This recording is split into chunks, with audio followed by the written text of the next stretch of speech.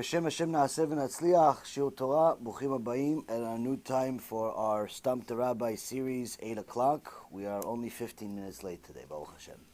Almost 20. Baruch Hashem. We tried. So we're going to try this a few times to see if, if we can start the Shiur on Wednesdays at 8 o'clock, because it was suggested that maybe if we start a little earlier, maybe more people will come. Bezrat Hashem, it works. All I can tell you is that the Yetzer Hara works 24 hours a day. He works in the early times and he works in the late times. So if we're late, he tells you it's too late, you're going to come. If it's early, he says, no, it's too early. Let's go later. But that's what happens, Baruch Hashem. But Bezrat Hashem, more people will come. Today's shiur will be for Refuah Shlema for Levana Bat Sarah, Yosef ben Levana, Ovadia ben Levana, Sarah bat Levana, David ben Esriya, Doris bat Jorah, Rav Ephraim ben Shulamit, Rabbanit Sarah bat Anat, Batya bat Sarah, Yochevet bat Batya, Elisheva Chaya bat Sarah, and Atzlacha Rabba to Elad ben Doris. Bezrat Hashem, HaKadosh Baruch Hu will give them Atzlacha Rabba, Refuah Shlema, Refuat HaNefesh, Refuat HaGuf, for them and for all of Am Yisrael. So today, hopefully you guys have some questions in regards to anything that's going to give you some chizuk. Hopefully your questions are the questions that the rest of Klal Yisrael also wants to know. I know that people ask me questions throughout the whole week, Baruch Hashem, and some more, some less. But the key is to know is that, generally speaking, the way you know if it's a good question or not is if the conclusion of that question, whatever the answer is that you got, whether you liked it or not is irrelevant. Whether you agree with it or not is irrelevant, because it's Torah. You ask a question, you get Da'at Torah, and that's it. Many times I ask questions, I love them. Sometimes that's because I already knew the answer, but the Torah agreed with me. But many times also, I asked the question, and the Torah disagrees with me, and I hated it, but I still had to do it. Why? That's Torah. Torah is not something that is a suggestion.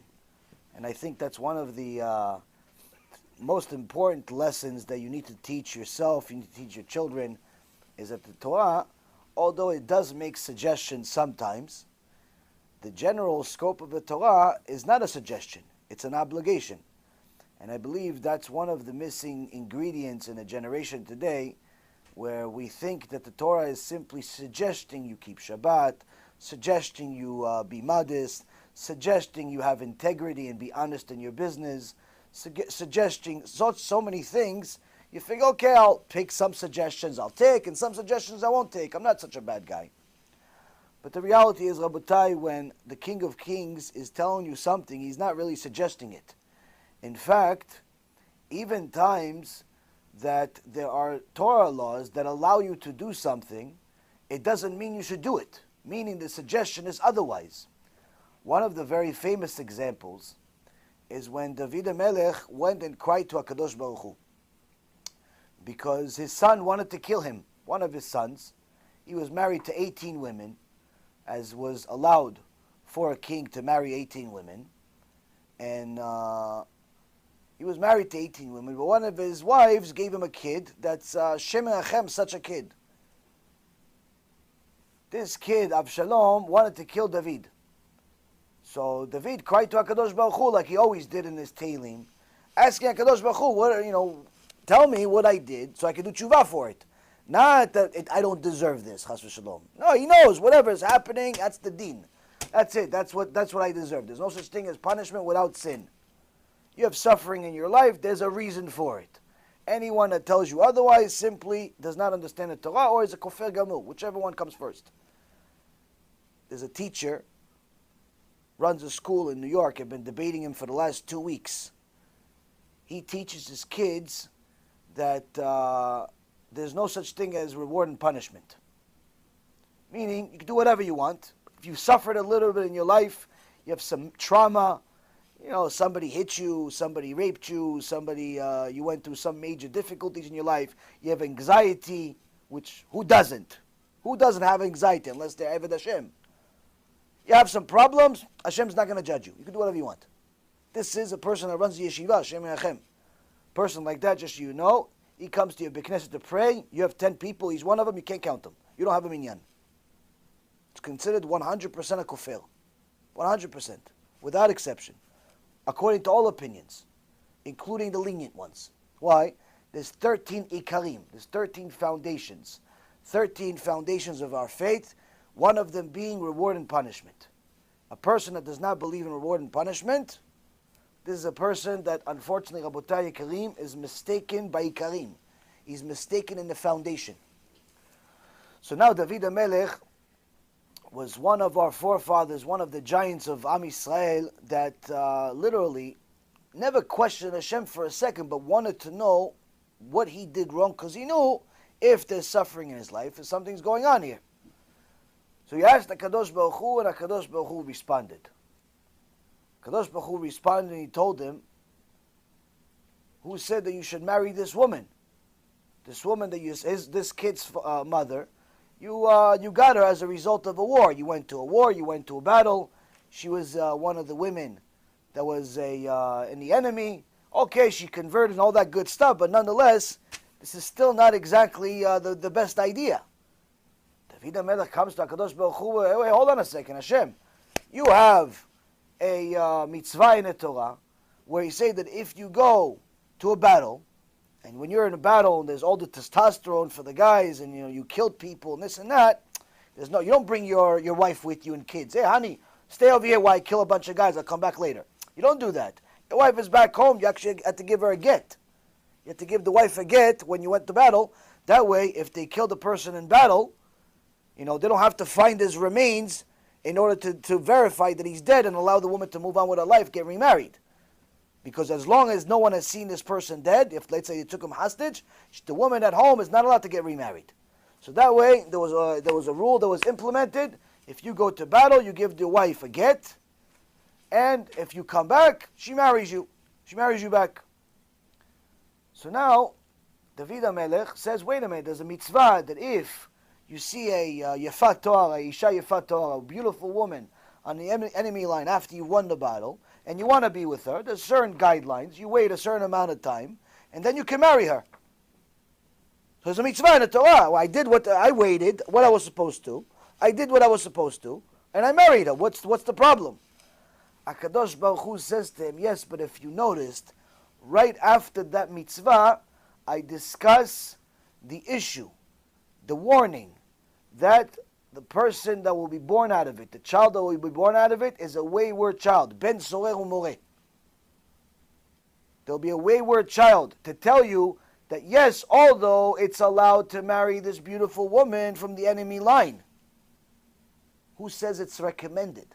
I only allowed it because I know my creation, and I know that if I didn't allow it, then Am Yisrael will end up sinning anyway and going with the goyot. So at least make it permissible. Make it permissible, but there's going to be a consequence for it anyway. Especially for you, David. You should have known this. You're Talmid Chacham. David HaMelech, Chatati, Aviti, Pashati. He understood that there's a consequence for his actions. Meaning, Rabotai Karim, what do we learn from here? None of us, Baruch Hashem, end up going to any battles. But we learn from here is that sometimes there are things that are an obligation. Sometimes there are things that are actually allowed, but are not recommended. Not recommended. And a person needs to always have a Rav to question whether something that's allowed is really recommended. For example, somebody sent me a question today. He, poor guy, went for work years ago, and he worked for a company that pretty much steals as a business. That's their business. They steal money from people. But they make it look like it's legal. They call it binary options. Binary options is it pretends to be investing, where they tell people, listen, you can buy this investment, within the same day you could make 100 times your money. Or you lose everything. They don't tell the people there's a 99.99999% chance you're going to lose every single penny, but on top of it, we're going to rip you apart in commissions, and we make a bunch of money from this. Pretty much legalized gambling, where the house has more favoritism than in the casino. Because at least in the casino you can walk away at some point. Anyway, many of the founders of these companies in Eretz Israel actually are going to jail right now. But I already talked about this years ago when somebody asked me about this. Hey, this new business started a few years ago. They're making a killing. Guys started in the business 3, 4, 5 months later. They're making $100,000 a month. The guy doesn't even know Aleph Bet, but he's making $100,000 a month. When do we get into this? I said, I don't steal for a living. He's like, come on, you're too straight, you. No, you're too straight. Wow, you can't make a lot of money easy? Always has to be hard. I said, listen, it's not about hard or easy. It's about I know the business, and I know this is stealing. And I explained to them why it's stealing. Baruch Hashem, they listened, they walked away from it. They walked away from the business. And later on, I actually sent them an article. I said, by the way, that company that you're working for like 2 weeks, yeah, she's just going to jail right now. He's like, Ishtabach Shimo. Why? Because if it wasn't for that advice, he'd be right next to her going to jail, because he was a really good salesman. This guy was the best of the best. This guy would have been a CEO himself. So anyway, the guy that sent me the question today didn't know all this stuff. He doesn't have any experience on Wall Street. He doesn't know anything. He just goes to a place that tells him you're going to make a bunch of money in a short period of time. Why not? Why not? Well, instead of I'm going to go work at some laundromat, make $10 an hour, what am I going to do? Okay, so let me get a job. But he's a bright guy. Baruch Hashem, a Jewish neshama is never stupid. And he realizes after about a month, there's something wrong here. There's something wrong here, he leaves. And now after he learned this is mamash 100% stealing, and he saw in one of my shiurim that the Gemara says someone that stole money cannot enter Gan Eden. Even if he kept all of the other mitzvot, he cannot enter Gan Eden. Cannot enter Gan Eden. Why? You have blood on your hands. Now, as a side note, there's a very, very interesting issue when it comes to converts. Why? What if you stole when you were a goy, but now you're a Jew? The two, even though it's the same body, it's not the same neshama. Are you guilty or not? You guys think about that question by the time I answer the rest. Because if let's say a person was born non-Jewish, then he converted. While he was not Jewish, he stole a bunch of money. He robbed a few banks, little Bernie Madoff. But then he converted to Tshuva, Chatanu, Avinu, Pashanu, became Tzaddik Yesod Olam. So does he have to return all the stolen money that he stole when he was a non-Jew? Technically it's a different neshama. Rambam says it's 100% a brand new neshama. He's a baby. He is 0 days old. His new birthday is the day he converted. He is 0 days old. His old birthday is completely irrelevant to him. It has nothing to do with him. So what about the acts? I'll answer the question in a moment. Now anyway, the guy realizes that this was wrong. He leaves, but now he says, listen, there's a couple of $1,000s that was taken from the clients with this illegitimate business. There's a couple of dollars that I made in commissions, a couple of dollars that I made in salary. Which part of it do I have to return? Do I have to return the money that was taken from them? The money that was taken from them and the commission? The money that was taken from them and the commission and the salary? Now any fool can tell you, yeah, return everything. But what's Halacha? What's Halacha? Halacha is black and white. It's not just return everything. You can say return everything, but maybe the poor guy says, listen, I have to sell my house now to go return everything. I have to suffer now. So, anyone wants to volunteer an answer? It's three fees here. One, money that was stolen from the clients. That's an easy one. Obviously, you have to return that. Stolen money, you have to return. You were the hand that stole it, you have to return it. That's the easy one. Two is commission, you got paid for it. You did the transaction, you got paid for the transaction. As a result of that. Is that part of the stolen money or not? Also kind of easy. Third one is your salary. That's a little difficult. Save you the time. He has to return the money that was stolen, the couple of $1,000s that was stolen. The commission is considered as if it's the money stolen also because it's the direct income from the money stolen. It's not like a fee that he got for something else. It's directly connected to the stolen money, meaning this commission came from the stolen money. It's as if it's his share of the stolen money. Let's say, for example, there was $10,000 stolen, $1,000 in commission. $9,000 came to the company. That means $9,000 take to the company, $1,000 to him. So that means it's the same thing. So the commission he has to return also. But what about the salary? This is where the suggestions of the Da'at Torah comes, and not Halacha. Halacha is he does not have to return the salary. But suggestion is he does. Halacha is he doesn't have to return it, but it is suggested that he does return the money that he made as a salary, because it's still cursed money. It's still money that was stolen from somebody else. That's how the company paid him. Why doesn't he have to steal it? Because he probably did some other stuff in the office. Maybe made the boss coffee. Maybe he did some paperwork. He came to work. He was another body. Made some phone calls. He did other things to earn that salary. It wasn't just that transaction. So there's other things that earned him that transaction that he got paid for. But since that money came technically from a source of tum'ah, it's better to get rid of that money. Now, the question is where to return it. Now, if you tell me, go return it to the original clients, yeah, okay, go return it to the original clients, they're all going to sue, you're going to be in jail next week. So what's the chokhmah here? What's the wisdom here? If you tell me, where are you going to return it to? The company is thieves. Well, why would you give it to them? That's not returning to anybody. So what do? In a situation like this where you've hurt the public, or you've hurt someone, and you either cannot return it to that particular person, either because it'll put you in danger, or perhaps because you cannot find that person. You look the best you possibly can, but you cannot. Then you have to do something that will benefit the public.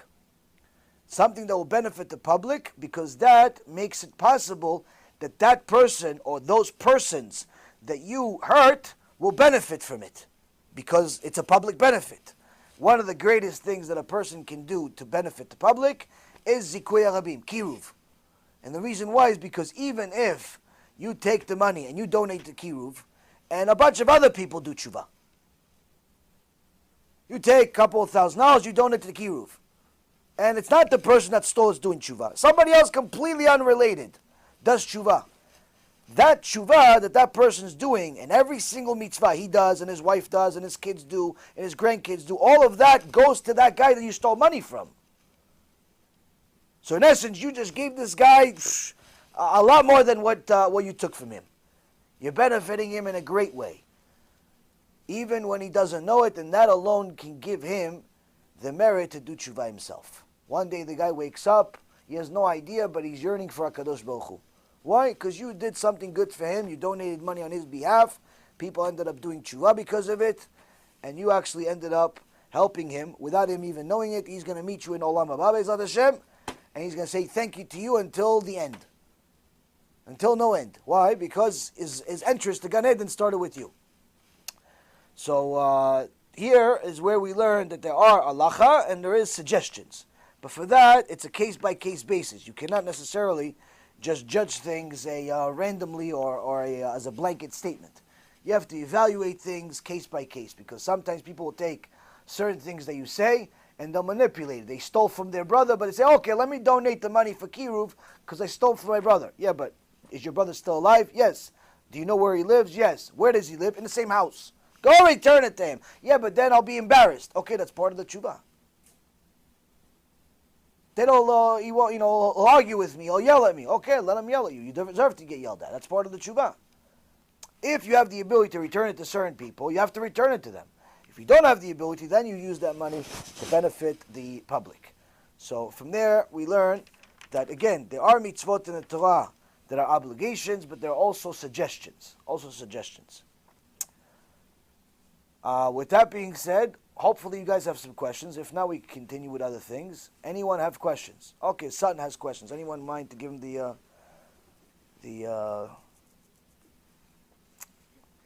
mic, please?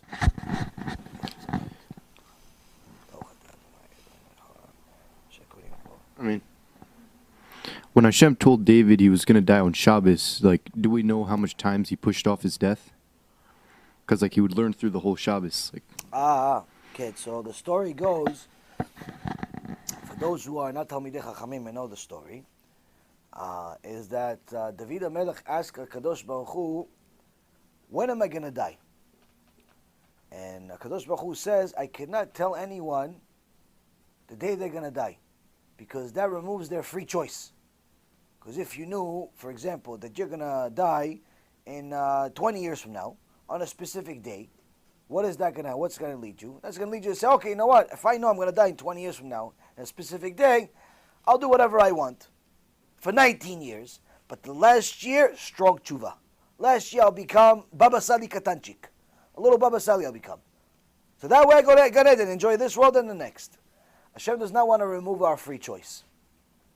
So He does not tell us when we're going to die. This is also the reason why after the generation of Noach, the generation of the flood, you notice that no one really lived the same amount of years. At the time of Noach, if you look at Sefer Bereshit, everyone died at a really old age. Chanoch was the youngster that died a little over 300 years old. He was a youngster. Everybody else died 900, 800 years later, 1,000 years later, 1,200 years, all these huge numbers. Kadosh Baruch Hu changed it and said from now on, maximum lifetime without an exception is 120 years. There are certain exceptions that are made after that for Avraham Avinu and for other people in the Torah, but nonetheless, generally speaking, a person cannot live past 120. And the reason why is because the Kadosh Baruch Hu already wants everyone to know from day one, your time is limited in this world. At best case scenario, if you are a tzaddik, Yesod Olam, 120 years. You're Rabbi Akiva, you're Moshe Rabbeinu, maximum 120 years. Even if you didn't even make a sin, 120 years. But if you're making sins, every time a person makes sins, he can be cutting himself away from those years. That's why you see, average person doesn't die 120 years old. Average person dies 65, 70 years old, 72 in America. That's it. But many, many people die even much younger, Hashem Yachem. I saw a statistic recently of the people that died. There's somewhere in the neighborhood of about 55 million people that die a year. A lot of people die every year. And every day you're talking about hundreds of thousands of people die. Now, you would think that most people, according to the statistic, die at 70 years old, 60 years old. Wrong. There are even more people that die under the age of 70 years old or even 60 years old than there are people that die older. In fact, almost half of them die before 35, 40 years old. Young people, 25, 20, 5 years old, 2 years old, 6 months old, Hashem Yachem. You know how many babies die every year? Hashem Yachem. You see your kids grow up to become adults, that's already a bracha. People have no idea how much we're all living on borrowed time. It's a gift every day. No time to be depressed. No time to be upset about anything. You don't have that much time. So anyway, so David HaMelech was a tzaddik Yesod Olam, and he asked Hashem, when am I going to die? Hashem says, I cannot tell you when you're going to die because that will remove your free choice. So David says, okay, so can you at least tell me what day of the week I'm going to die? And Hashem, because of the merits of David HaMelech, he says, yes, you're going to die on Shabbat. You're going to die on Shabbat. So David says, Hashem, I die on Shabbat, they can't even bury me. Let me die on Friday, before Shabbat. So they bury me before Shabbat. There's actually also a special sgula. Anyone that has the merit to die on Friday and be buried before Shabbat is promised from Shamayim, they will not suffer the pain of chibut kever, the beating of the grave. But how many people in one generation die and get buried on Friday? Very few. You have to have a lot of connections in order to, and a lot of merits to have such a death. But anyway, person like this has a lot of merits. But David HaMelech says, let me die on Friday. HaKadosh Baruch Hu says, no way. No way. Why not? Because your son is going to continue your kinghood. He's going to be the next king. And your son is going to be a big tzaddik. He's going to bring a lot of korbanot, a lot of sacrifices. A lot of sacrifice. Just on the grand opening of the Bet HaMikdash, he brought so many sacrifices. The Gemara talks about, gives the exact numbers of sheep and cows and all types of sacrifices that Shlomo HaMelech brought in the honor of Hashem. Rav Mizrahi Sheikhye did the calculation one time. He said that Shlomo HaMelech brought in almost $150 million in sacrifices on the grand opening of the Beit HaMikdash. $150 million grand opening party just for the sacrifice. We're not talking about the entertainment. No music, not the music. Music was even more expensive. I'm talking about just the sacrifices. $150 million almost. I think closer to 130. Anyway, today's dollars, obviously. Point is, Rabotai, that HaKadosh Baruch Hu said to David HaMelech, even 1,000 korbanot, even 1,000 sacrifices that your son Shlomo HaMelech is going to bring me is not worth to me a single day of your Torah learning, David. Meaning, I'm not going to miss out. HaKadosh Baruch Hu is telling David, I'm not going to miss out on a day of your Torah just to get the sacrifices from your son a day early. No way. I want your Torah. I'm not going to let you live one day less than you're supposed to, because I know that day you're going to learn Torah. Your Torah is very valuable to me. So I cannot take you out of this world early, a day early. Okay, so David HaMelech says, okay, so take me out a day late. Take me out on Sunday. Hashem says to David, no way. Why no way?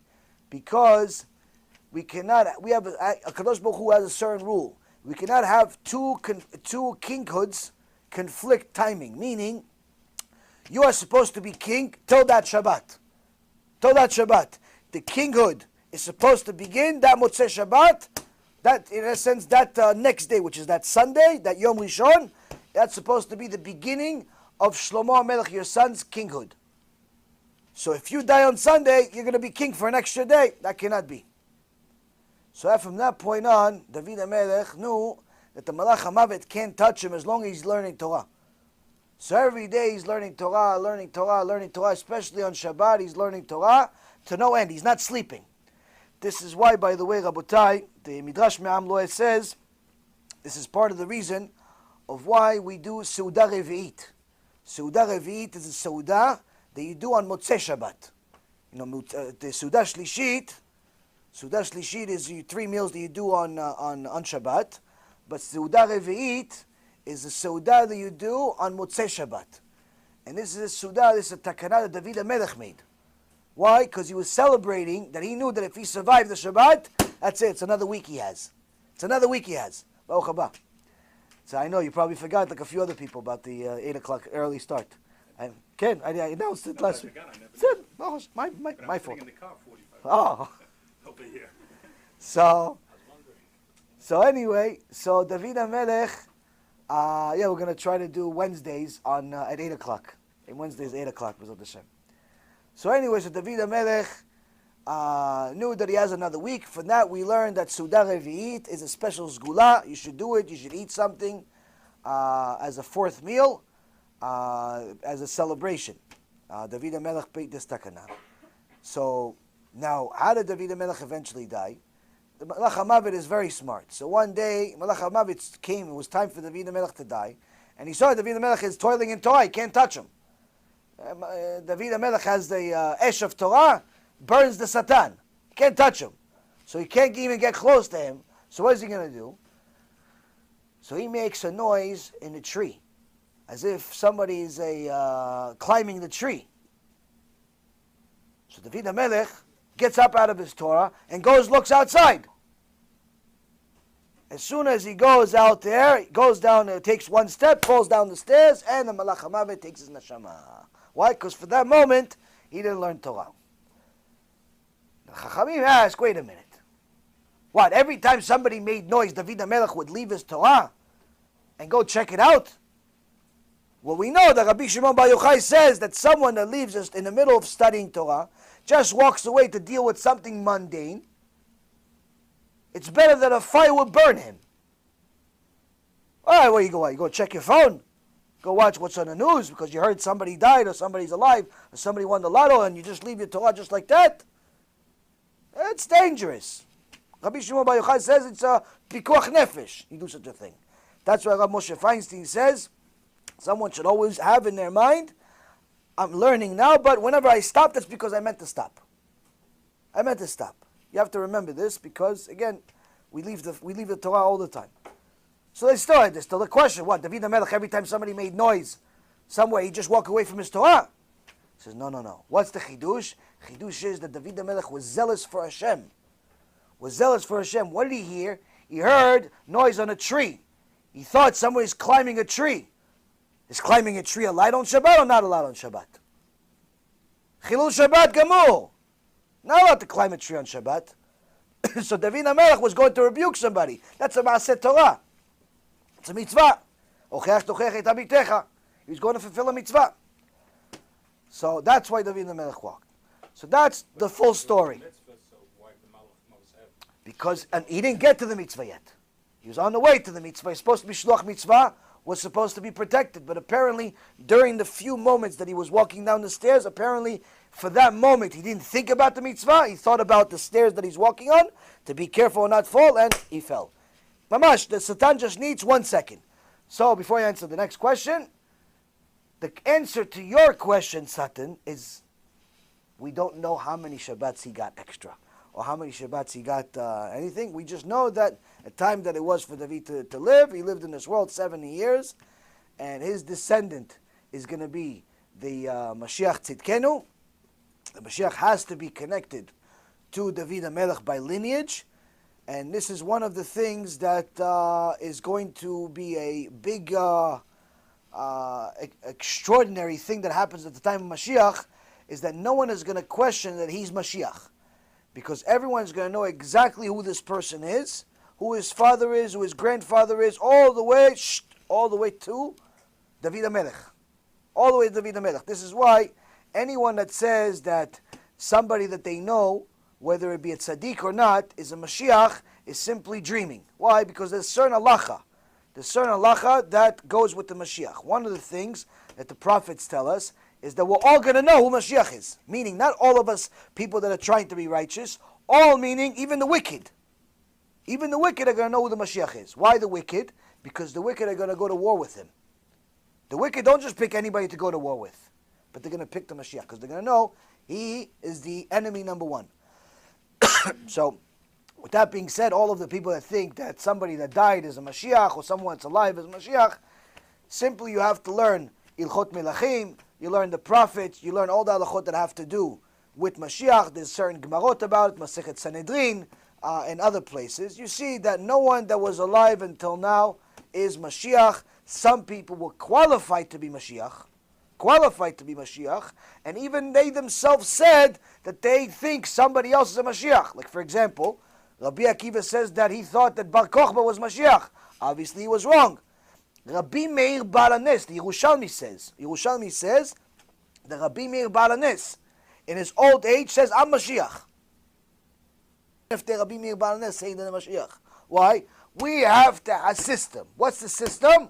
Eliyahu Navi has to come, he has to announce his Mashiach, and the entire world has to not agree. They know. It's not up for debate. Once the Mashiach is here, there's no debate. Everyone is going to know. How they're going to know? Because the prophet tells us that the miracles that we saw in Mitzrayim, in Yam Suf, all of those miracles that we learn about throughout the whole year, especially on Pesach, those miracles will be done and more at the time of Mashiach. There was 3 days of darkness at the time of the Exodus, right before the Exodus, the plague of darkness. 3 days of darkness where people couldn't move. Literally, they couldn't move. Because the darkness was actually not just dark, but actually they couldn't move physically. They were stuck however they were. The Zohar Kadosh says that at the time of Mashiach there will be 15 days of darkness. 15 days of darkness for HaKadosh Baruch Hu to kill all of the Reshaim who didn't want to do tshuva. All of the people who didn't want to do tshuva, they wanted to wait until Mashiach, or they don't care, or they're lefty liberals that hate Torah. No problem. 15 days is designated for you. Hopefully you do tshuva simply by understanding the magnitude of your foolishness. The point being, Rabotai Kareem, is that David HaMelech, with all of his righteousness, still had a certain amount of time in this world. But the neshama of the Mashiach itself is going to be partly from David, partly from Moshe Rabbeinu. This also is very interesting. Next question, Chavod. I think there's a Gemara, I don't remember which one, but it says at the end, and it said that there's someone who sent his son, I think, to do Shloch HaKan, and since he was involved in a mitzvah, he was supposed to be protected. So, how do we know 100% that David thought about something else? Because he died. That's all we know. That's the Shloch HaKen. Yeah, there's a very famous Gemara that this Gemara made a person want to turn into a kufel, where there's a mitzvah of Shloch HaKen, and he saw that there's a bird, take the eggs from the bird's nest, is a special mitzvah where the Torah says if you fulfill the mitzvah, it'll increase your days. It'll increase your days.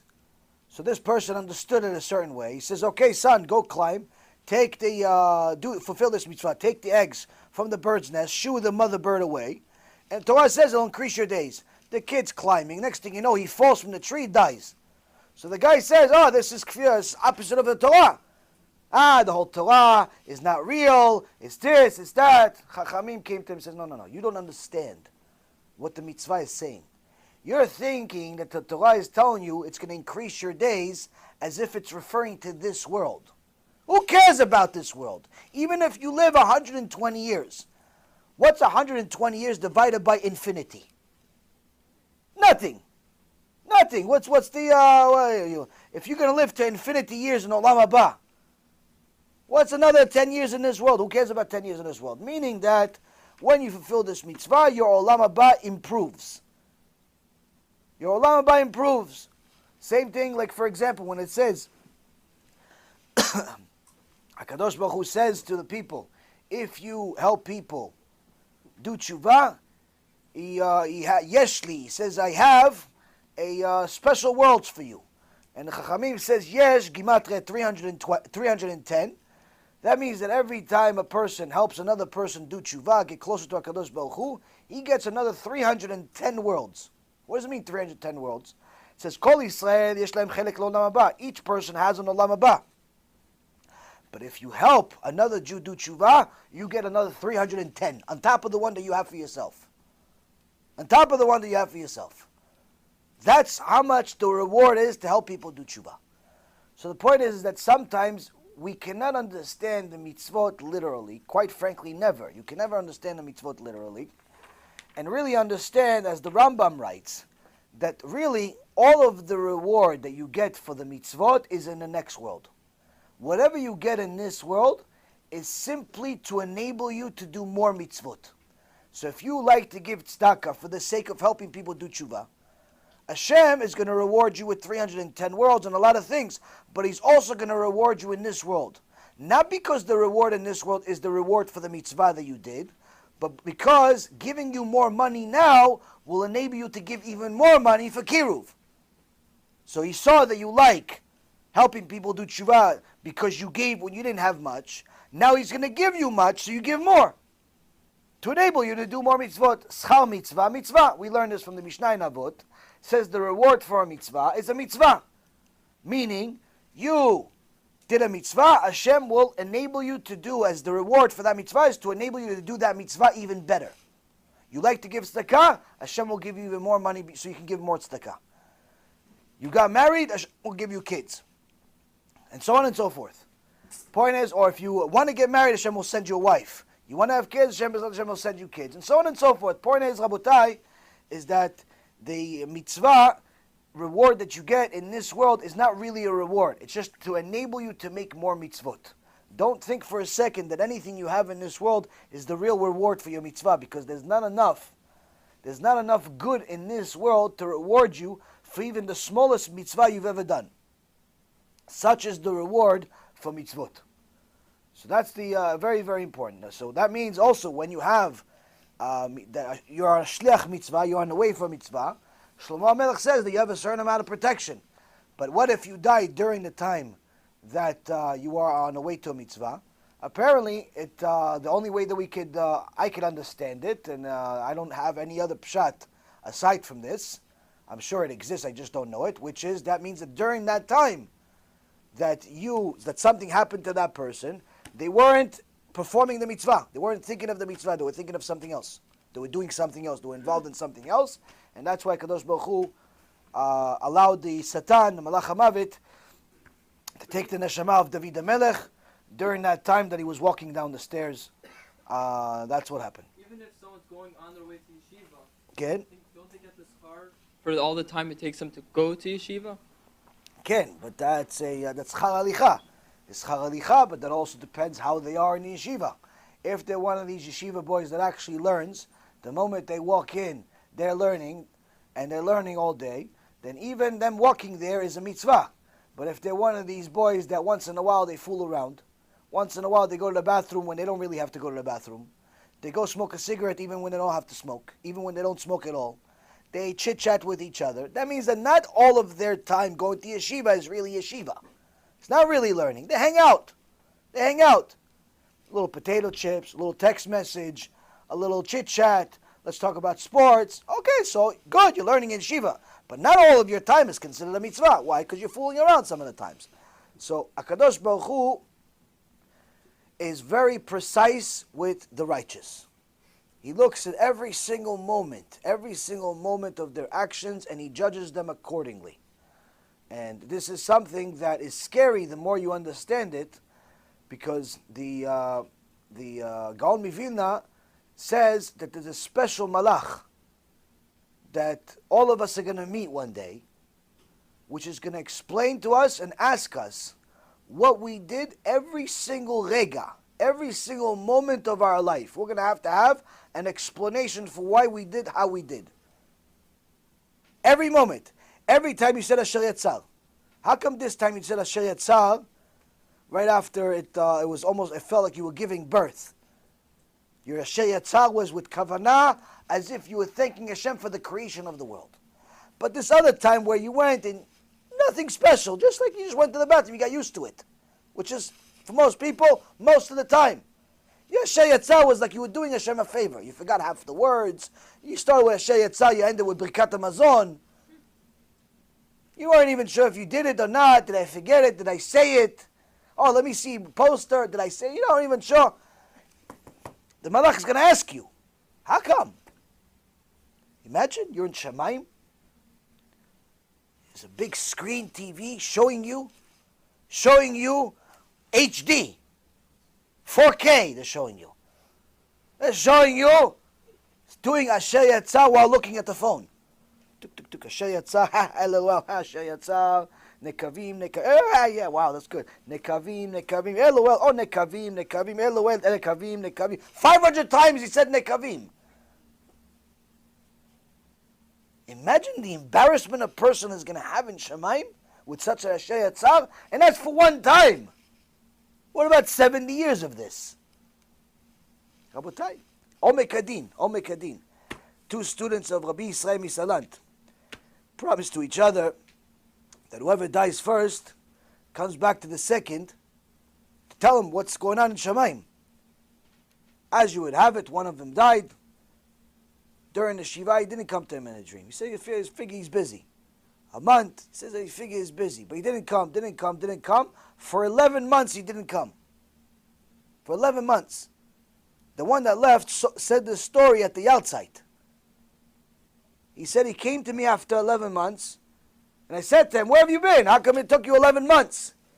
He says, in Shamayim, they've been judging me for 11 months straight. Now remember, Rabotai, in Shamayim, they don't sleep. They don't get tired. There's no bedtime. There's no lunch. That means for 11 months straight, and there's no time. What's 11 months in Shamayim? God only knows. Could be infinity for our years. Who knows? 11 months they've been judging every single thing that I ever did. Every single time I said Borei Nefashot. Every single time I said Asher Yatzar. Every single time I said Birkat HaMazon. Every single time you put on tefillin, you took off the tefillin, you said Shema Yisrael, you forgot to say Shema. You were late for the Shema. You were early for the Shema. You thought you were tzaddik. In reality, you were Rasha. You were Rasha, but you felt like you were all types of things. Every single time. You said to your wife, she says, what do you want to eat? And you gave her an attitude like she should already know because she's married to you for 2 months. You had the kids, took them to school, but you're making like you're doing them a favor. Like, how are they going to get to school if it's not you? And so on and so forth. Every single time you did this, They're showing you in Shamayim 11 months of this. Hashem Yirachem. Hashem Yirachem every single time you look at a girl that wasn't your wife. Imagine, every guy here is going to be judged every single time he looked at a girl that's not his wife. Every single time you looked at a girl, it's not your wife. I'm not talking about looking at the immodesty on purpose. On the internet, bar minan, and movies. He turns on the movie. Yeah, what'd you do today? Did you learn today? No, I didn't want to go to the shiur. Why not? No, I went to the movies.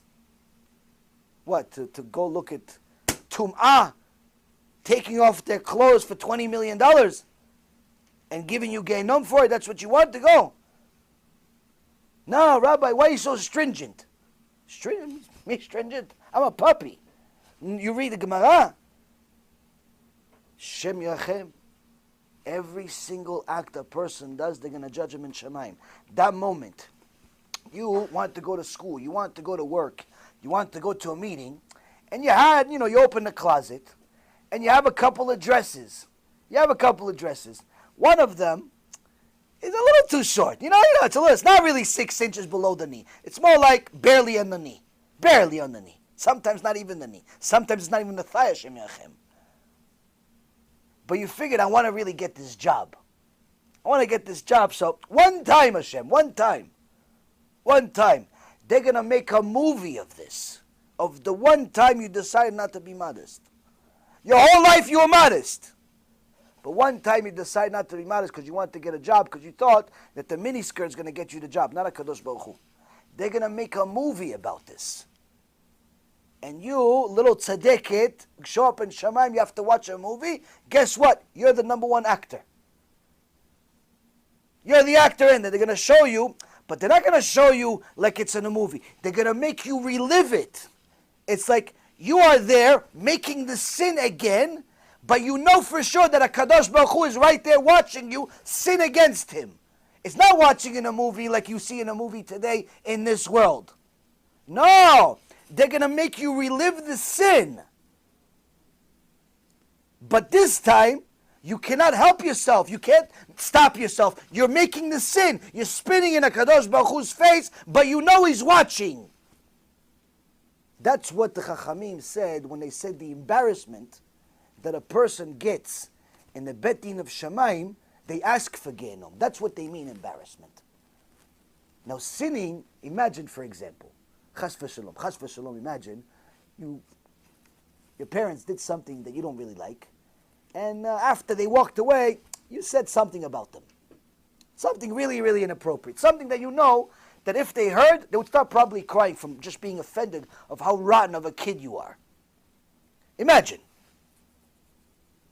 Now imagine you went off. You started saying, I hate him. Oh, I hate her. Oh, she's the worst. Oh, even though she's not. She just one time told you no because no is the right answer.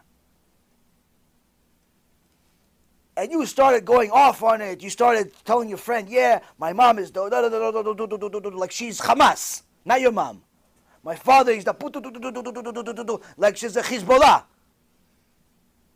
Now, as you're saying, you're going off to your friend, and your friend, who's the Malach HaMavet, your friend is telling, yeah, go, yeah, my mom is the same, my mom is this, yeah, she's that, who's worse, yours or mine, that. You guys are going off on your parents. Now, imagine you're on this call, and now, after 5 minutes of this, on the other line, because there's 2 lines on the phone, you hear your mom, oh, so that's what you think of me? She's been listening the whole time. The only thing the kid wants right now is to pick where they're going to bury him. That's all he wants. Why? Because even though he was upset, even though he was angry, he never meant to do it to his mom's face, to his dad's face. Hashem Yachem. What kind of, what do you think, I'm a Esav? No, he's just mad. But now that it became reality, he wants to get buried. Oh, no, I didn't mean it, Ima. I'm sorry. He starts seeing his mom cry. He starts seeing his father cry. Grown men cry. Oh, it's the worst thing on the planet. Worst thing on the planet. One of my cousins died years ago. Many years ago. Shem Yechem, he had cancer. Maybe 20 years ago. 25 years ago. And God bless my father. I saw him cry. First time in my life. Because he was close to him. I was young. I saw my father cry. I wanted to die. I wanted to die. Simply, just take me somewhere. Hey, you cannot. See my father cry? Just take me somewhere else. Can't handle it. See a grown man, especially your father, your mom, cry? Worst thing in the world. Imagine you're the reason. Because you said all of this stuff for 5 minutes straight. Now imagine, even worse. HaKadosh Baruch Hu has been listening the whole time. You just didn't know it. You just didn't think about it. Now, even worse than that. You know he's listening, but you cannot stop yourself from going against him. Why? Because that's part of the punishment. In Shemaim, they're not showing you a movie and you're the audience. You're the actor. You're there doing it. HaKadosh Baruch Hu is watching you, and you're making the sin, but you know you're cursing HaKadosh Baruch Hu, but you know that he's watching you, but you can't help yourself. That's why the Chachamim say the people scream out to Hashem after this is over finally. They scream out to Hashem, ask him to put me in Gehenom, Hashem.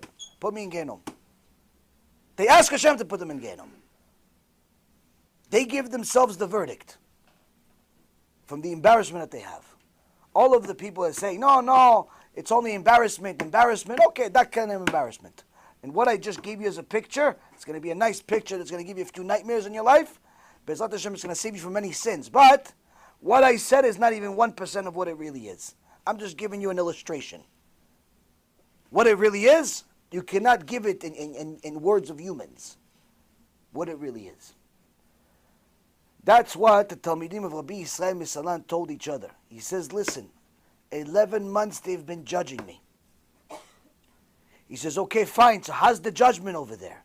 He says, I'm not allowed to tell you all the details, but what I can tell you is that even though you and I served Hashem our entire life, we underestimated what the depth of judgment is.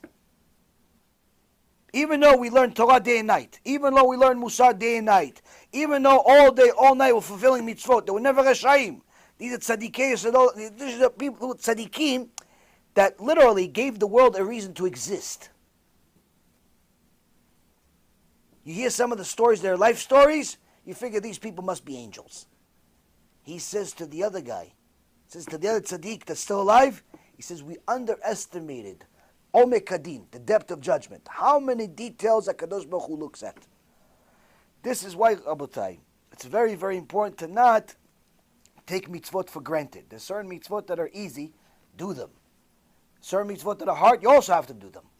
Point being, Rabotai, only way you're going to get to a level of Yirat Shamayim is by learning. Not just from the shiur, every day. Every day you got to learn. You need a little Musar, you need a little Halacha, you need a little bit of Midrashim, the Chumash, and so on and so forth, but you got to learn. Next question. Now that I scared you guys a little bit. Transfer the mic to Joshua here. Cheer him up, Joshua. Give me an easy question. In this parasha, why does it list so many? Why does it list all these descendants from Esav? What a question. Question is, why does it give all the descendants of Esav in this week's parasha? What do we care about Esav's descendants? I'll add to the question. Esav's descendants I can answer easily. Why? Because we're suffering from his descendants until this day, especially one of his descendants, which is Amalek. Amalek is one of the descendants of Esav that HaKadosh Baruch Hu instilled into the world, created simply to torture Am Yisrael. That's their job in the world. They don't have any other job. Nazis, Amalek. Lefty liberals against the Torah, Amalek. Yevsektia in Russia, there were Jews. There were Jews, Yevsektia. Yevsektia were Jews in Russia. What was their job? Killed rabbis. Read To Remain a Jew by Rav Zilberstein. Read To Remain a Jew. He talks about the Yevsektia in Russia. He says, for sure they are Amalek. Jews, Amalek. Amalek is not a religion. Amalek is a certain person. Because of his behavior, he's in essence signs up to be Amalek. Hashem chooses him to do certain things as Amalek. Now Amalek could do tshuva though. How do we know?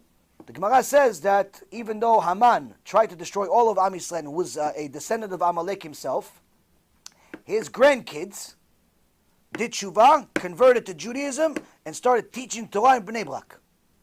The grandsons, great-grandsons of Haman HaRasha. So we need to know the descendants of Esav because we need to know about Amalek at least as one of the examples. We also need to know other things. But a more difficult question is, why do we need to know the descendants of Cain? Because Cain's descendants, they all died. There's nobody that's a descendant of Cain in the world today. All of them died in the Mabul. All of them died. So why do we need to know that? So the answer is, Rabotai Karim, Rabbi Shimon Bar Yochai said that he gave us secrets. He gave us secrets, and he says he learned many of the secrets he knows in the Torah in between the lines of the descendants of Cain. Meaning that the Torah is not just a story, chas v'shalom, or a history book. There are certain secrets within the verses, certain lessons within the verses, that Hashem puts it in a story format, if you will. But the wealth of Torah and the depth of the Torah has no end. So that's why, even though sometimes we see certain things that seem like, why do we care about this? There is an enormous amount of lessons to be learned, even from something that's literally today is not relevant. The descendants of Cain are not relevant to our generation or any other generation. They all died. There's no mitzvot that Cain instilled into the world. What do we learn? We learn that there are many, many secrets beyond the pshat. Beyond the pshat. Next question. In the back over there. The ladies, if somebody can give them the microphone, please. If a friend of mine was breaking Shabbat, how can I help her to stop? If a friend of yours was breaking Shabbat, how can we help her to stop? Now, did she break Shabbat on purpose, or she broke Shabbat not on purpose? On purpose. On purpose, miskina, poor good. So, the vast majority of the generation today, out of the about 15.5 million to 20 million Jews that we know of, there are many Jews in the world that we don't know of. But out of the 15 to 20 million of Jews that we know of, the vast majority of them do not keep Shabbat. In fact, out of the 6 million Jews that live in America, only 2 million, which is a third, identify themselves as being Jewish. The other 4 million Jews, they know that they're Jewish, they don't identify themselves as Jewish people. They simply see themselves as another person in the world. They don't see any difference between them and Goyim. Meaning these 4 million people, unless they do tshuva, 100% they're going to marry Goyim. 100%. And the reason why it's 100% is simply because there's 400 million Goyim in this country. Statistically speaking, it's 100% they're going to marry Goyim. Only 2 million identify themselves as Jewish, but out of those 2 million, only 600,000 keep Shabbat. So even though many keep they identify themselves as Jewish, they'll go to Beit Knesset, let's say once a year or twice a year for the Chagim, but they don't keep Shabbat. The statistics are not very different in Eretz Yisrael. It's a little bit better, but not that much different. The point is that there's only about 20 to 25% of Klal Yisrael today keep Shabbat, which means that 75 to 80% of Am Yisrael today does not keep Shabbat. Now, does that mean that 80% of Am Yisrael hates Hashem? No. Does that mean that 80% of Am Yisrael wants to go against Hashem? No, it doesn't mean that. It means that a large majority of that 80% are simply ignorant about the simple rules of the Torah to the extent where they do not know the magnitude of sinning. They may understand that there is a reward and punishment, but they don't understand what it really means. And one of the reasons for that is because most teachers that are responsible with the task of educating the public with all of the mitzvot, instead of teaching the public the basic foundation of Judaism, which is the 13 principles of faith, they teach them about certain things that are neutral. Like, they'll have a shiur about a mitzvah of etrog. Now, although the mitzvah of etrog is very important, it's nothing in comparison to Shabbat. Why? Because you're not going to go to Gehenom for not having an etrog. But you're definitely going to Gehenom and not coming out if you don't keep Shabbat. So here we see that many times people talk about all types of things that are neutral. I'll talk about Shlom Bait. Oh yeah, I like this rabbi. He talks about Shlom Bait. Everybody talks about Shlom Bait, including the Goyim. You don't need the rabbi to talk about Shlom Bait 500 times a year. You need the rabbi to tell you the basics of what's going to make me a Jew, what's going to make me a Goy in the eyes of HaKadosh Baruch Hu. So the vast majority of people do not know anything, especially they do not know the magnitude of sinning and what's going to happen to them if they do not change their ways and do tshuva, which is the reason why we try our best to include reward and punishment in every single lecture, even if it has nothing to do with the lecture sometimes. Because I know that there's a very good chance that somebody is watching that never heard in their life, 20 years they go into Beit Knesset, never once did they ever hear that there's reward and punishment. I had a woman call me from Canada about 3 or 4 months ago, and she had some questions. She said, I watched your Shabbat movie. We have a movie called Shabbat. It's about 17 minutes. Powerful movie. Even the blind, deaf, and stupid do tshuva after this movie. Simply, I give you sources of what it says, somebody that's a Mechalel Shabbat. Without the gory details of Gehenom, but simply what Torah says. You understand English, you're going to do tshuva after that movie. So this couple calls me after they hear this movie, and they said, listen, we're shocked. My husband and I are shocked about this movie. We saw it. Can you give us some more sources? I said, no problem. Do you live in a Jewish community? She says, yeah, of course, I'm religious. I said, when did you become religious? And a few months ago? She goes, no, my whole life. I said, what about your husband? He goes, his whole life he's religious. How old are you? You're almost 50 years old. I said, wait, you're telling me you're religious from birth, 50 years old, and you never heard that a Mechalel Shabbat is considered an idol worshiper in the eyes of Hashem? You never heard that Mechalel Shabbat goes to Gehenom? She goes, I never heard of punishment. You never heard there's anything such as punishment what you're talking about. It's confusing us. Rabotai, he's a religious person. Which means that the problem is not just for the secular people, it's also for religious. People simply have stopped talking about reward and punishment.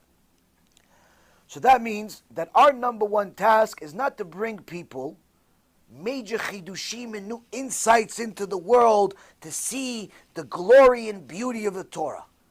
The main job of this generation is to simply give the basics, the basic foundation of Judaism to every Jew. And that's how you can help every Jew at least utilize their free choice in an educated way. Make an educated decision. Because right now, she is making a decision out of ignorance. No one in their right mind that believes in God will violate Shabbat. If a person that believes in God, believes in Judaism, believes in the Torah, and understands what happens to a Mechalel Shabbat in the afterlife, no one in their right mind will violate Shabbat. If you really understood it, you would be scared to leave your house. Unless you know for sure that the Eruv is kosher and somebody checks it every week and so on and so forth. You're scared to leave your house because Chas v'Shalom, you're carrying something, it's Chilul Shabbat. You're scared to leave your house. The point is, Rabotai, when a person understands and knows this is true, they're never going to violate Shabbat. Which means that if she says she believes in God, if she says she believes in the Torah, and she still violates Shabbat, that simply means she doesn't know the consequence. So what I would recommend for her and for every Jew is for you to send people this movie called Shabbat. Go on my channel, YouTube channel, or go on my website, type in Shabbat the movie. It's a 17-minute movie, and you send it out to every single person you know and you don't know. You send it to everybody, simply because this is something that will shock both the religious and the irreligious into a reality that most likely they've never heard of. They never heard of, because most people haven't heard. In the English language, most people never heard of consequences. In Hebrew, it's almost the same, but not quite. And this is what you give them. You give them at least a choice to decide after that. After she hears it, I'm sure she'll have some feedback. And you could tell, listen, I know this rabbi, you have any questions? Is his phone number? Ask him 1.5 million questions. You want sources? You want more than what the movie is? Ask away. Ask away. Ask as many questions you want, any proofs. If her issue is not Shabbat, it's not reward and punishment, she simply doesn't believe in the Torah. she thinks that we came from monkeys because she went to one of these schools in here, and a teacher told her that she came from a monkey. Her grandfather's in a zoo. She thinks that we came from a monkey. Then that's a different movie. You don't send her the Shabbat movie because that's inconsequential for her. It's irrelevant. We have to send her a different movie called Torah, Science, and Ancient Wisdom. We have a 6-lecture movie series that shows that the Torah is divine, that it had to come from God and not from a human being. We have to prove to this woman or to this guy that the Torah is divine. Once you come to the conclusion that the Torah comes from God, then you know that I have to listen to it. I have to listen to what it says because it came from God. It doesn't come from a person. So it depends what the issue is. Most people, it's because they believe in God, but they simply don't know the consequence of sin. We have to show them what that is by sending them short clips. Other people that don't believe in the Torah, that's a different story. That's a bigger project, but nonetheless, also. Aside from that, I would recommend you send people my movie, my personal life story. And the reason why is because the personal life story will determine whether this person is willing to invest some time into educating themselves, because that means they have to invest at least an hour and a half into learning. And 2, whether I'm the vessel. Because sometimes a person will hear my voice or look at my face and just hate me. Why? I don't know, maybe I have one of those faces they hate. Who knows? Sometimes I'll look at some of your faces and say, I can't stand them. But then I love you at the end of the shiur. Who knows? Point is, sometimes we have sinat chinam in our veins. We have sinat chinam in our veins. Some comedian says, he married an Ashkenazi woman. He's a Sephardi Moroccan guy. And he says he went to his wife's parents' house one time. And he says it was freezing. It's freezing in there. So he told his father-in-law, he says, do me a favor, can you shut off the air conditioner? Do me a favor, follow the air conditioner. The father-in-law says, we don't have an air conditioner. He says, why is it so cold here? He goes, sinat chinam. Point is, sometimes sinat chinam, we look at somebody, we don't like him for no reason. Sometimes somebody will look at the movie, they look at my face, they don't like me. They decide what the conclusion is the movie is before they watched it. But sometimes they're wise. They'll watch the movie whether they like me or not in order to find out what I'm actually saying. And they'll come to a conclusion, you know what? I like what he's saying. He's real. I want to find out more. That means I'm the vessel. I'm the vessel that HaKadosh Baruch Hu can use to give this person, whether male or female, the truth. Whether they're in Bangladesh or they're in America or in Yerushalayim, doesn't make a difference. We reach people from all places, all colors, all shapes. Point is whether they are going to listen to it or not.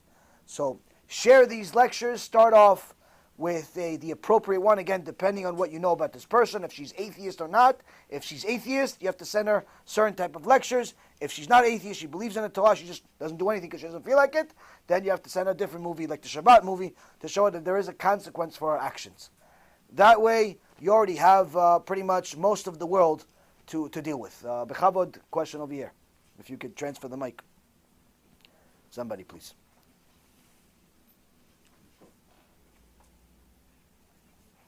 Getting back to the Shabbos thing, I'm wondering, it's interesting that people, let's say, who were observant, Shomer, and then they go off the derech, the first thing they give up is Shabbos. Okay. And maybe the last thing is kashrus. Like, they won't eat pork. Right. But it's easy for them to give up Shabbos. But, I'm kosher at home, kosher outside, whatever it is. They have, and it should be just the opposite. Or am I wrong? 100% right. You're 100% right. That has to do with more of what we connect to and what we don't. Number one, it's how we're brought up. Most of the times, in the frum world, and even in a non-frum world, everybody understands the significance of kashrut, that it's a different food altogether. It's not a different flavor. It's a different food. The animal is not the same type of animal. They eat bugs of the ocean. We only eat kosher food that has fins and scales. They eat anything that moves and has 4 or 2 or 1 leg. We only eat cows and sheep. If you could find a deer that's actually slaughtered, which is very difficult. Point is that there's very few animals that we can eat. They eat everything that moves and doesn't move. In China, even if it doesn't move, they kick it and eat it. The chair fell, they ate it. Well, they eat everything over there. The point is that that's why, by the way, just so you know, that's why Adam HaRishon, we know for sure he could not be Chinese. We know for sure Adam HaRishon could not be Chinese. Reason why is because if he was Chinese, he would have ate the snake. Ruined the whole story. So now, already as a kid in Israel, I remember that my parents made a big deal about kashrut before we even, what's the big kashrut? Well, it's Israel, it's easy to have kashrut. No, it's kasher, even if you're secular. Everybody knows it's a thing. Because it's something tangible, it's something physical, it's something that an average person can understand. Shabbat is against all logic. Shabbat doesn't make any sense. Unless you are observant, to the extent where you're not observant because you were born that way, or you went to yeshiva. You're observant because you have yourself have reached the emet, and you have decided that you want to be observant because you connect to HaKadosh Baruch Hu. And the reason why is because Shabbat does not make any sense. Why is it allowed to drive for 6 days, but just so happen that Shabbat you're not allowed to drive? What, the cars don't work? They do work. Look at traffic here all over America. They work. What's the difference if I press the gas pedal here or the gas pedal there? What's the difference if I turn on the light or play with my phone 6 days a week and not on Shabbat? Like, why does Hashem... So unless you connect deeply with Hashem and arrive at the emet yourself, you cannot connect to Shabbat. And that's why the people that go off the derech, it's not that they suddenly go off the derech. They have been off the derech. And they've only stayed on because of social pressure. Either because they don't want to upset their parents, they don't want to be kicked out of the community, and things of that nature. They have been off the derech for a very, very long time. They've cared less about Shabbat and all of the mitzvot for a very, very long time. But still, they connect to something physical, which is the kashrut in the beginning, because that's still something they can see the difference in. That still makes sense to them. Now, of course, everyone's going to give you their own reasons. They're going to tell you, no, it's because of this and it's because of that. But that's the basic explanation. That's more of general statement. Sometimes people get angry at God, and in essence, they want to take revenge. They believe in God, or at least they say they do, but something traumatizing happened to them. Something traumatizing happened to them in their life. Somebody died, a relationship broke up, money was lost, whatever the case may be. And they say, okay, Hashem, if you are going to take this person away from me, you're going to take this stuff away from me, I'm not keeping any mitzvot. And they go and they fight with Hashem. Why do those people do that? For the same reason the first ones did. They simply do not know the consequence of sin, because they've never arrived at the full truth themselves. Because today, you do not learn about reward and punishment in yeshiva. Most yeshivot do not teach you the details of reward and punishment. Most yeshivot do not. I had one student in the yeshiva tell me, listen, I told my teacher I wanted to learn reward and punishment. He said, no, we don't teach that here. You can learn that on your own. It's the craziest thing in the world. Meaning, okay, yeah, you'll get punished if you don't do good. Okay, that's not teaching me. That I can arrive at with logic. I'm talking about details. Give me details. I have people that have been avrichim for 20 years. Avrichim, that means that they went to yeshiva their whole life. 16, 17, 18 years. After that, they went to kollel. They got married, they went to kollel. They have never left the yeshiva system. They've been learning Torah for 40 years straight, 50 years straight. Have never heard about Gehenom until they watched my shiur. What, does this make me smart? It makes absolutely nothing. It simply means that there is a flaw within the educational system. There's a flaw. And part of the reason is because people decided to remove Hashem's opinion and they replaced it with their own. Hashem's opinion is you have to teach every Jew the entire Torah. Ovadia says that his minhag of his family was to teach about Gehenom at 6 years old. That way, if they learn about Gehenom at 6 years old, not the gory details, but understand that there's punishment and there's fire. You don't start telling them about angels ripping you apart and stuff like that. That kid's going to have nightmares for the rest of his life. No, you tell him there's punishment, there's fire, that's enough for a 6-year-old. That's enough. Why? You teach him at 6 years old, he's afraid already at 6 years old, he's never going to make a sin, at least not on purpose. Unless you start giving them TVs and Game Boys and PlayStations, then of course all you taught them goes in the garbage. The point is that HaKadosh Baruch Hu wrote the Torah in such a way that every Jew is obligated to learn it, no matter what the age is, as soon as they know how to read. As soon as they know how to read. First parasha, we already understand as punishment. Second parasha, we understand the magnitude of punishment. Hashem destroyed the entire world. Which means if he destroyed the entire world once, he can destroy it again. He can destroy one life, he can destroy many lives. So already from the start, every kid knows there's punishment. Which means that in order to remove that from his mind, it actually has to be human intervention that manually and intentionally removes that thought of punishment. And that's what's happened over the last couple of generations in the learning system of Torah, where you get to a point where people come to the rabbi, they tell him, listen, I want to bring Rabbi Yaron Reuven. Default response, no, he's too strong for us. As if I teach chumrot. As if I teach stringencies. I don't perform stringencies myself.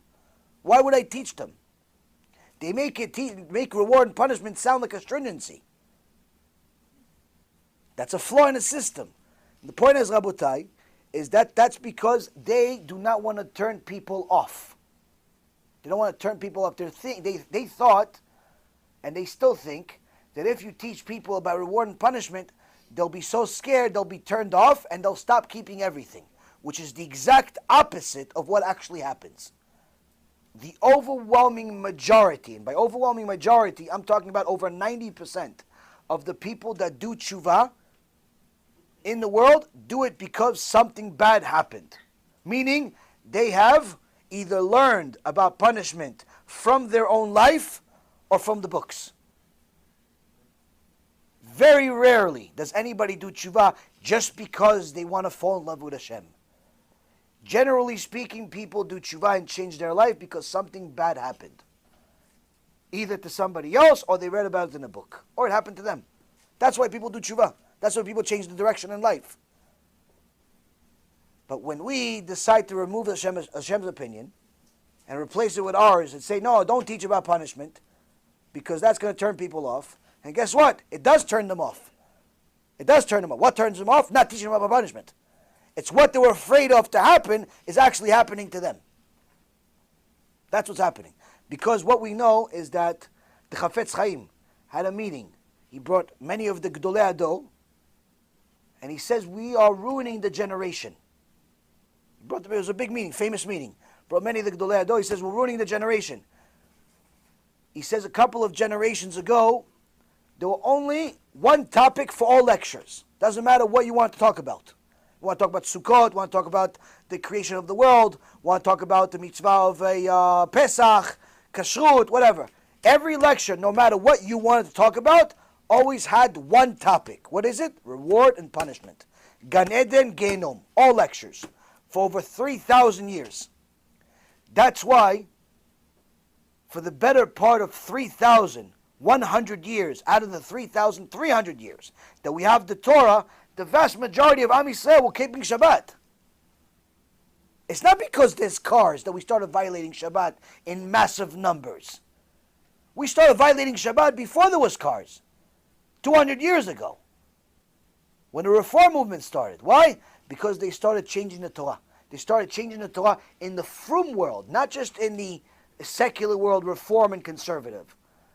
Started softening the Torah. No, Hashem destroyed the world, the generation of Noah, but don't you see, he said he'll never do it again. No, he never said he'll never do it again. He said he'll never do the same thing by flooding the world. He will never flood the world again. But he could definitely, according to Chazal, he could definitely burn it. He could definitely freeze it.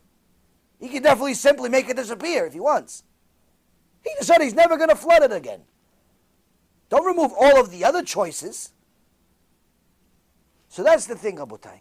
Reward and punishment is the number one most important thing for a person to learn in order to develop the right ideology as a Jew.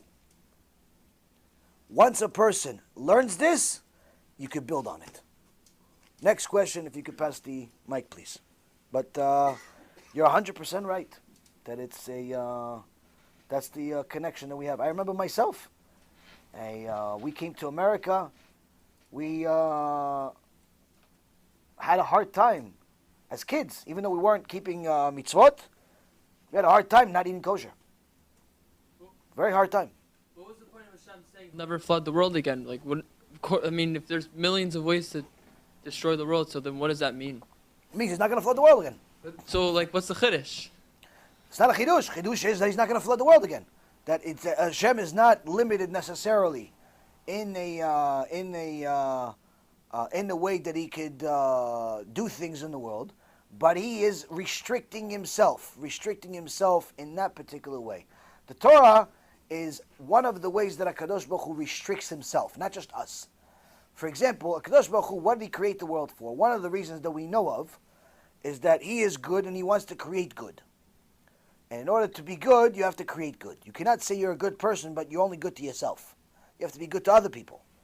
So the point is that HaKadosh Baruch Hu wants to create good. If it was up to him and there was no rules, he would simply put all of us in Gan Eden, which is actually where we all were before we came to this world. We chose to come to this world because we wanted to earn it. But the point being is that HaKadosh Baruch Hu does not want to punish anyone. He obligates himself to punish somebody because of his trait of emet. Because if he does not punish the wicked, his entire Torah becomes one big lie.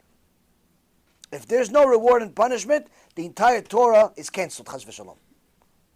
If you're going to reward the righteous and the wicked the same way, there is no point for the Torah to exist. That's why the Rambam says it's 100% kfirah, to the extent where the person is considered equivalent to an idol worshiper. A person that does not believe in reward and punishment is considered 100% an idol worshiper. No different than a guy praying to a statue or a bull or a shoe or whatever he's praying to himself, because reward and punishment is one of the foundations of the Torah. If there's no reward and punishment, that means that the righteous and the wicked will get the same thing, which means that Hashem is not a just God. He's an evil God. Chas v'shalom. Why? The murderer, the rapist, the pedophile are going to go to the same place as the guy that sacrificed his entire life saving people for free, working for Hatzalah, giving free surgeries, donated all of his money for Kiruv. He's going to get the same Gan Eden? Hitler, Yimach Shimo, he's going to get the same Gan Eden? That's not a just God. There's a mistake. There's no way that there's no reward and punishment. That's why the Rambam says the half the Torah is about punishment. Chabud. This is going back to what he said. We always see in the Gemara where if there's an extra word or there's some extra thing inside the Torah that we try and bring Extrapolate it. we try and understand why that extra word is there. Right. Going back to what he said, hence being there's an explanation for everything. Well, there's a of course, chiddush. there's a million and a half explanations for a million things. There's entire books. So that's what I'm saying is what's the reason? He has a great question. What's the reason for Hashem saying that? One of the there's reasons. no purpose. I can't give you every single reason. I'm not a Rabbi Mirban on this. Remember, I'm just Yaron Reuven, barely. I can give you one reason. One shita is the fact that, like I said, he's not going to destroy the world in that way. Meaning that if there's a tsunami, like happened in recent years, today everybody's a cameraman, so all tsunamis are unrecorded. Tsunamis happened in the past also, just they weren't recorded on camera. Today, everything is recorded on camera. And somebody slips on a banana the wrong way, there's 500 cameramen. Yesterday, Hashem Yachem, there was a shooting in New Jersey. A few Jews were killed, Hashem Yachem. Some disgusting people that hate Jews, decided to kill people. Went into a Jewish supermarket in Jersey City and started shooting people. Killed a cop and one or three cops. How many cops were killed? One cop was killed and several other people right next to a yeshiva, and actually were aiming to go into the yeshiva. You know how many cameramen were there? Hundreds of cameramen. And these cameramen are not regular cameramen, not professionals. There's people with a phone. But you see all of the shootings, you hear it like it's mamash, like a crazy, scary movie. So, point is that when a tsunami happens, you get to see what's actually happening from the victims themselves. I saw several documentaries about certain big tsunamis that happened in the last decade or so. It's very, very scary. Now, the person that's suffering from that tsunami is 100% certain this is the end of the world. Why? Because there is a 150-foot or 200-foot wave coming as if the entire ocean is going to literally drown the whole world for no reason. Yes, of course, you could explain it in different reasons, physical reasons. Yeah, there was an earthquake, and there was a this, and there was a that. But the point is, according to him, nothing happened, and all of a sudden there's a 200-foot wave about to drown all of Japan. 200-foot wave about to drown all of India. Shem Yilachem. You know how many hundreds of thousands of people have died from tsunamis? Those people, even the ones that lived, said they were sure the world's going to end. So what does it teach us? It teaches that, yes, these things do happen, but it's not a world ender. It's the ender of those people, not necessarily the whole world. That's one thing you can learn. Point is that there are many ta'amim to everything. Many tastes, many lessons you can learn from everything. I can't give you every day. I give you one, maybe two once in a while. But the point is that there is a... Hashem said He's not going to destroy the world with water. He'll destroy it with something else. Next question. How are we supposed to ever win $50 if you can't answer the question? I gave you an answer. I gave you an answer. Why? You want me to give you every single answer? Want me to recite the entire Shulchan Aruch by heart to you? I can't. I know my own limitations. Even giving you one answer is 100% siyat mishma. It's not me. It's the answer that Hashem wants you to hear. Sometimes I don't know the question. I don't know the answers. Sometimes I don't know the answers of the questions that you guys ask. I learn it while I'm talking. That's a lesson for a different day. Who didn't ask? Did you ask a question? You asked the question already, right, son? So give it to Mike. Okay, so I had a guy in my yeshiva that says he believes in both the Torah and evolution. He says that he believes that Adam evolved from an ape, but then God breathed a soul into him, and just like it says in the Torah, just like it says. And he says the reason why is because that there's so much proof that evolution. And he says that the rabbi, the scientists don't want to listen to the rabbis, and the rabbis don't want to listen to the scientists, and that's what. But he says that if both of them are correct, then you can pretty much convince everybody that the Torah is real, I guess. And he's in the yeshiva? Yeah. So, you should tell him that if he believes what he says, what you just said that he believes, he should, at the very least, spend at least half of the week visiting his ancestors in the zoo. If he believes he came from a monkey, it's only right he should go visit and catch up with his grandfather in the zoo. The monkey, the chimpanzee, the gorilla, go ooh. Maybe they'll understand him. Who knows? He's wearing black and white. Okay, the gorilla's wearing black all the time. So you can see a relation over there. You can't listen. Even a person that did not believe in the Torah to the extent that he followed it, like Einstein, said himself that stupidity has no limitation.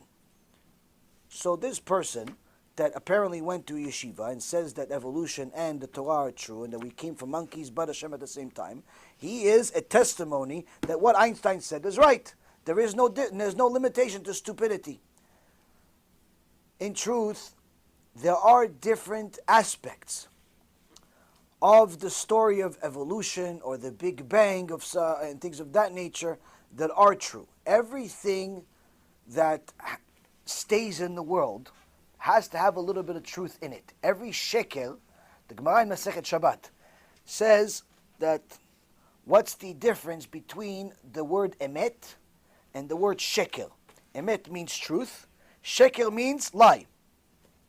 Because if you notice, the word shekel, all of the word emet, all of the letters of emet, aleph, mem, taf, have two legs. The aleph has 2 points that are touching the floor. The mem, the whole thing is on the floor. The taf has 2 legs on the floor. Shekel, on the other hand, all of the letters, the sheen is pointed, it's 1 leg. The kuf is 1 leg, and resh is 1 leg. You have to know the Hebrew language, how the letters are drawn. Meaning that even shekel has to have at least a leg to stand on. It cannot stand by itself, meaning it has to have a little bit of truth in it. But in order for something to have truth, it has to be true from the beginning to end. That's why emet is spelled Aleph, Mem, Taf. Aleph is the first letter of the Hebrew alphabet. Taf is the last letter of the Hebrew alphabet. And Mem is the middle letter in the Hebrew alphabet. Meaning that for something to be true, it has to be true from beginning, middle, and end. Sheker, on the other hand, is backwards. It's the reverse of the letters orders in the alphabet. So that doesn't mean that sheker is 100% a lie. It means that a part of it is a lie. 99% truth and 1% lie is 100% lie. So that means that if this person says he believes in the Torah, but at the same time believes that we came from monkeys, he's considered 100% a kofel. In Shemaim, they're going to put him in a special chamber. In Gehenom, for being a kofel b'Torah. The entire Torah. Not just that one thing. The entire Torah. Why? Because he went against what Chazal says. He went against what HaKadosh Baruch Hu says, to such an extent that he believes we came from monkeys. He does not believe that HaKadosh Baruch Hu can create something from nothing. That's Kofer Ba'ikar. Kofer Ba'ikar, he can go to yeshiva for 1,000 years. It won't help him. So, this is a person that simply did not learn enough Torah, or did not learn enough Musar, or I don't know what he learned. Maybe he learned a lot of evolution, and he's confused. Now, if he actually does start spending some time learning real Torah, he'll find out that there are certain aspects of evolution or the Big Bang that are true. For example, the Big Bang says that everything started from a point and then that continued to expand and expand and expand and is still expanding today. The Zohar Kadosh says that HaKadosh Baruch Hu created the world from a single point because he was himself. He was the whole world. There was nothing but him. He minimized himself, created a certain dot, if you will, that's a perfect circle. According to the Arizal, it was a perfect circle. And from that circle continued to expand, hence all of the planets and the stars or spheres and so on. This is why, by the way, the number pi, 3.14, and then it continues forever, is actually the number that HaKadosh Baruch Hu created the world with. There was a recent video by a genius called, his name is Oren Evron, that he made recently in Hebrew, about an hour presentation of how pi is actually in the Torah, but not just in the Torah, but literally it's in every aspect of the Torah. For example, you'll see in a Sefer Bereshit, I'll give you guys an example, because pi, anyone that has gone to a math class in their life, the first number they learned beyond 1, 2, 3, 4, 5, 6, 7, 8, 9, 10 is pi, because you need to learn what pi is in order to determine what is the diameter of a circle, what's the radius, and many, many other mathematical calculations depend on this number pi, which looks like this with two little lines under it. This is an all-across math. There's no machloket in regards to pi. Now, pi is a number that's very unique, because despite the fact that it's very, very important, no one has been able to discover the end of pi. No one has been able to discover the end of pi. Sir Isaac Newton, which was considered one of the best scientists in history, he himself wrote that he's embarrassed that he could only calculate pi to 10 digits after the zero, after after the zero. So he couldn't calculate. But today we have computers that calculated pi to no end, literally to no end. It does not have an end. Now, people think that mathematicians discovered pi, but the Rambam already wrote about pi. The Rambam wrote about pi, and he says this is a number that's part of the creation of the world, and it will never, ever be uncovered, meaning there's no end to this number. Zohar Kadosh talks about it, the Arizal talks about it, but also in Sefer Bereshit talks about it. How do we know that pi is in the Torah? Now, there's several places in the Torah that it mentions pi.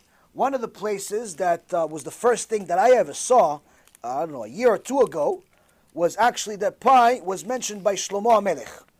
Pi was mentioned by Shlomo HaMelech. He talks about pi. But there's something very interesting that was mentioned in his video by Oren Evron. It's Talmid Chacham that did some fantastic videos that really is only for smart people. If you're stupid, you're simply not going to understand it. But the point is, he's a not only mathematician, but he knows a lot of different things. And I can tell you that you have to watch it a few times to understand everything. It's a wealth of knowledge. But the presentation is beautiful. And he shows you how pi is in the first verse of the Torah in a numerous ways. One easy way that everybody can understand. First verse in the Torah. Everyone knows this. Bereshit bara Elokim et hashamayim ve'et haaretz. Everybody knows this. If you take the first letter of each one of these words, the bet in Bereshit, the bet in bara, the aleph in Elokim, the aleph in et, the hey in hashamayim, the et, the vav in ve'et, and the hey in haaretz. 7 letters. You take the gematria value of each one of them. Bet equals 2, bet equals 2, so you have 4 now. The aleph equals 1, so you have 5. Another aleph is 1, so that's 6. Hey equals 5, so you're at 11 now. Vav equals 6, you're at 17. Hey equals 5, you're at 22. Total 22, right? How many words are there in the first sentence of the Torah? 7. What's the calculation of pi? 7 divided by 22. What's 7 divided by 22? Pi. In the beginning, HaKadosh Baruch Hu created the world. Yes, 7 over 22. So 22 divided by 7, yes. 22 divided by 7. By the way, I don't mean to brag. I gave a share on pi. If anybody wants to give me your email address. No, I want it. I want a share on pi. It's extraordinary. I have to send you this thing. It's unbelievable what he said. I have all kinds of proof. Interesting. So this is one of them that he mentioned of his, the first one. But I would love to see this one. I'm sure he's going to use it also. So this is the type of information that you have in the Torah. Rabotai Kareem shows you how beautiful the Torah is, but also how endless it is. How endless the Torah is. So when it comes to the Torah, there is no limitation. Any limitation that exists is a limitation in us, in our understanding of it. So when a person looks at the Torah and studies it carefully, he'll see that in the Gemara, Masechet Chagiga, it says that HaKadosh Baruch Hu did create the world. He was the only thing in the world, minimized himself, and it created a dot. Created a dot, and that dot started expanding. Gemara Chagiga, page 12a. Dot started expanding, and then he roared, scared it to death, and it stops expanding. Which means there actually is an agreement between the Big Bang and the Torah. They both say that the world started with a single dot. What's the difference? One, the Torah is telling you where the dot came from. Science doesn't have an answer to that, unless you believe in God. So Torah tells you where the dot came from. 2, science thinks that the world continues to expand. Theoretically, it's continuing to expand. They have no proof of it, but they think it's continuing to expand. No one has lived to see the expansion, but they believe that because it has expanded, it is expanding, therefore. Torah says, no, it stopped expanding. Because from there we see that that HaKadosh Baruch Hu called themselves El Shaddai, the God that said die, the God that said stop. That's where you get the name El Shaddai. El Shaddai comes from the name that God roared and the universe stopped expanding. El Shaddai? Shin Dalet Yud? 3.14? Yes, you're right. You're right. Chazak Baruch. Yeah, see that? So the point is, Abotai Kareem, you're going to see that the Torah literally has no end. No end. When does a person become a kufir? When a person starts putting their own opinion. That guy doesn't know much about Torah and doesn't know much about science, but he likes both of them. So he wanted to make a shakshuka. You make a shakshuka. You know what shakshuka is? Shakshuka, you take some peppers, make it some nice sauce, spicy sauce, put some eggs on it, throw it in a pan, delicious. Delicious. But it looks disgusting. Most Sephardic food looks awful. Looks awful. Sometimes looks like something that came out of the body, not supposed to come in. But it's delicious. Delicious. Delicious. On the other hand, I can make fun of Ashkenazim too. Look at Ashkenazim too, it looks like somebody died. You don't know. Gefilte fish. You're not even sure you're supposed to eat it. But if you like gefilte fish, you like the sweetness, it's delicious for people. The point is, Rabotai, is that looks can be deceiving. Looks can be deceiving. When it comes to the Torah, looks can be deceiving. Wow, you see a bunch of old books from 3,000 years ago. You say, this is old knowledge. This is old knowledge. Doesn't it? Old knowledge. We have new information. We have new scientists. Pupkis. Torah has everything. Everything. That's how we know it came from God and not from a human being. Everything that's being discussed today in regards to physics, in regards to all aspects of science, everything is in the Torah. Everything. Literally everything. Is actually a video, Be'ezrat Hashem, we're trying to work on with a physicist, Talmid Chacham. Physicist that's also Talmid Chacham. Yosef Sebag in Eretz Yisrael. He has a website called Daf Yomi. A lot of interesting things in there. Also some information about Gehenom there too. And he wrote commentaries on all types of Sfarim, the Path of the Just, Torah, a lot of commentaries. Serious Talmid Chacham, but he's also a physicist. And was very, very accomplished one too. And anyway, he shows how HaKadosh Baruch Hu's name is in all aspects of creation through different numbers. The number 4, the number 4 is one of them. 3.14 is a different one.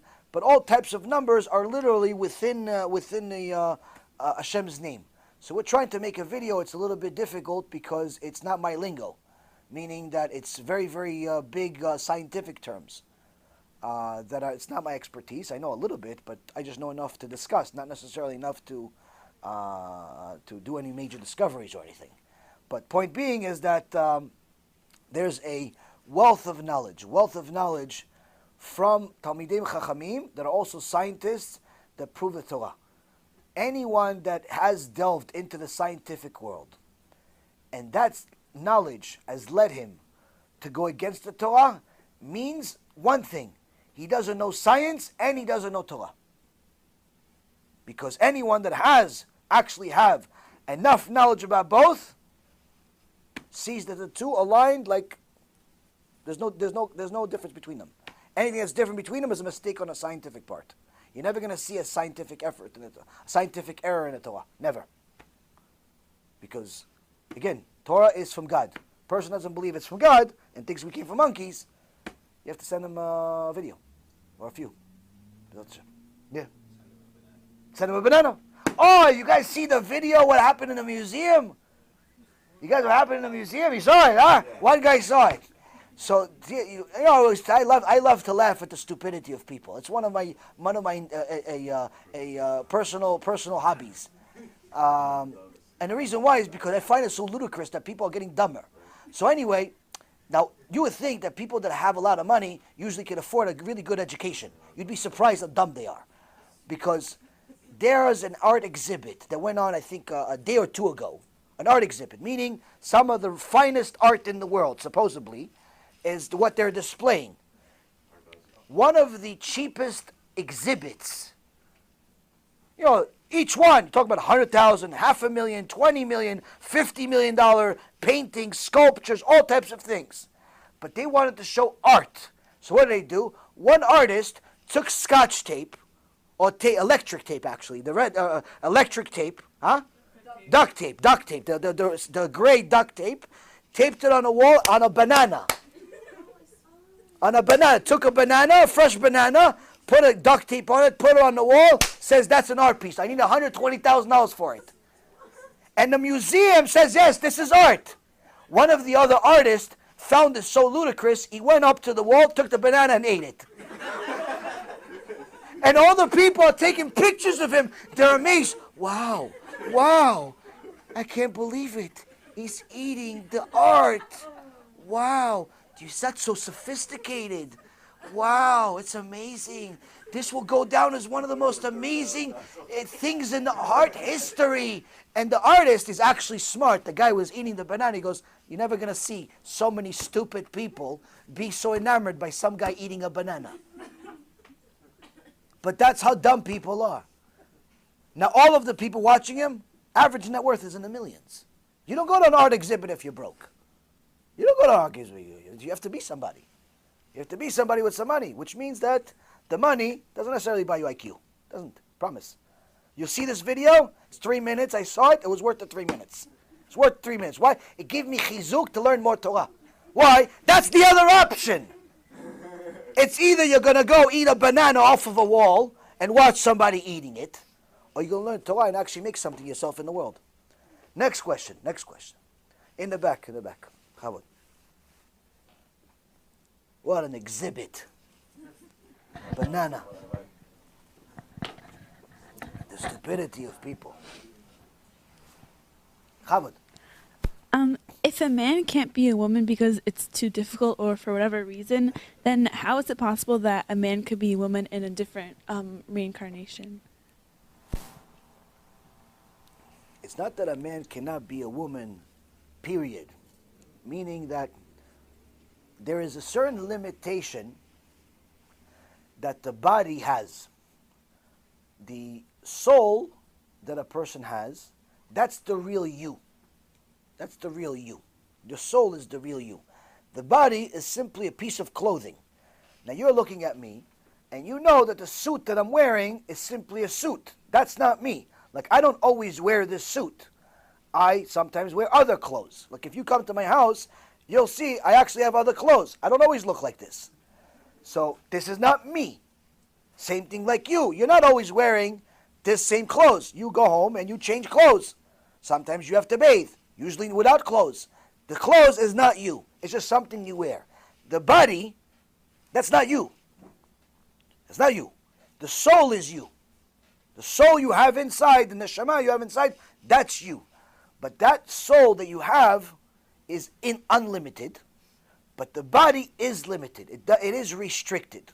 Just like, for example, you're not gonna, if you wear certain types of clothes, they're going to limit you. For example, if you want to exercise, you're not going to exercise with a suit on.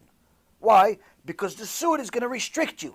You're not going to be able to run as fast. You're not going to be able to lift certain weights, or else you're going to end up ripping the suit, which means it's not designated for this activity. It's not designated for this activity. On the other hand, if you go to a theater, you go to one of these art exhibits, you're going to go to one of these art exhibits, and you go there with just underwear on, most likely they're not going to let you in unless you become an art exhibit yourself. But then you have to take off the underwear too, because they say, oh yeah, wow, look, he's a human. Wow, he's a human. You know, people are dumb. But the point is, you realize the clothes limits you. Your body limits you. Your body limits you. So a male body, that uniform is limited psychologically and also physically. The certain hormones that a male produces limit his ability to take pain. Whereas the hormones that a female produces give her more ability to take pain. For example, a woman can take the pain of giving childbirth. Even though one woman, most women today, when they give birth, they have a C-section, or even if they give natural birth, they take a shot. They give them a shot, an epidural, that gives them the ability to have the baby without enduring the massive amount of pain. But for many, many, many generations, throughout all of history, that wasn't available. Even today, once in a blue moon, there are women that elect to not take the shot. They want to go natural. Now, one woman that said she wanted to go natural, she told her husband, who told me, that she thought, what's the big deal? What's the big deal? I'm gonna have a birth. What's the what? My mom did it. My grandmother, my great grandmother, everybody did it with natural. She said that when she was having a kid, if she had a knife in her hand, she'd cut her own wrists. That's how much pain it was. That's how much pain it was. She literally would kill herself. She says it was better to die than to endure the pain. And she begged them for the shot. They ended up giving her the shot. But the point is, and that was before the climax of the pain. But nonetheless, what does that also tell us? That tells us that technically, even though she may not like it, and no woman likes it, she can endure that pain. A man cannot. A man cannot. Hashem did not design a man to endure such a pain. If a man endured the pain of child labor, he would simply die. Simply die. He can't. Same thing goes where there is many things in regards to scientists and psychologists, all types of people have looked into the strength of women versus men, where strength of men come through repetition, strength of women come sometimes based on the event, based on her emotions. Such as is well known that a woman is much more connected to her children than the man is. Because the child came from her. It was literally a body part of hers for 9 months. The man, okay, he contributed for 2 seconds 9 months ago. He didn't, there's not much that comes from him. Woman, she carried the baby for 9 months. So now, that woman is connected not just emotionally, but physically to this kid, permanently. To the extent that if a woman sees her child under a car, she could literally have the strength to lift the car from the kid. Husband, police, yeah, can you send an ambulance? Yeah, my kid's under the car. I don't think he's gonna make it. What's the father gonna do? Nothing. Can't do nothing. Can't do nothing. Why? There's certain strength that a woman has. So from here we learn there's certain things that this shell, this uniform that each one of us have limitations, have restrictions, but also have capabilities that the opposite gender does not have. This is why no matter how many surgeries these psychopaths do that try to change their gender, they will never ever be the opposite gender.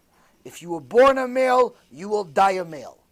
You were born a female, you will die a female. You could have all types of surgeries, but all that you really need is simply to change your mind and understand this is what you are. You cannot change it. Adding body parts, changing body parts, not going to change everything else, despite the hormonal effects and everything else. You also see that the suicide rate with transgenders is higher than the rest of society by hundreds of percent, to the extent where nearly 50% of them, 50% of people that change their gender commit suicide, which shows us this is not a gender issue. It's a psychological sickness. If you want to be a different gender, or you even want to be with the same gender as yourself, you are psychologically sick. It has nothing to do with desire. It's psychological sickness. Now that comes from not controlling your desires and in essence giving yourself everything you want and not being satisfied with it and so on. But the point is that people that go to that extent where they want to change gender or they're open about this filthy behavior, they're psychologically sick people. So we see again from the Torah and from simply observing human beings that there are certain limitations to each gender. But the soul does not have these limitations.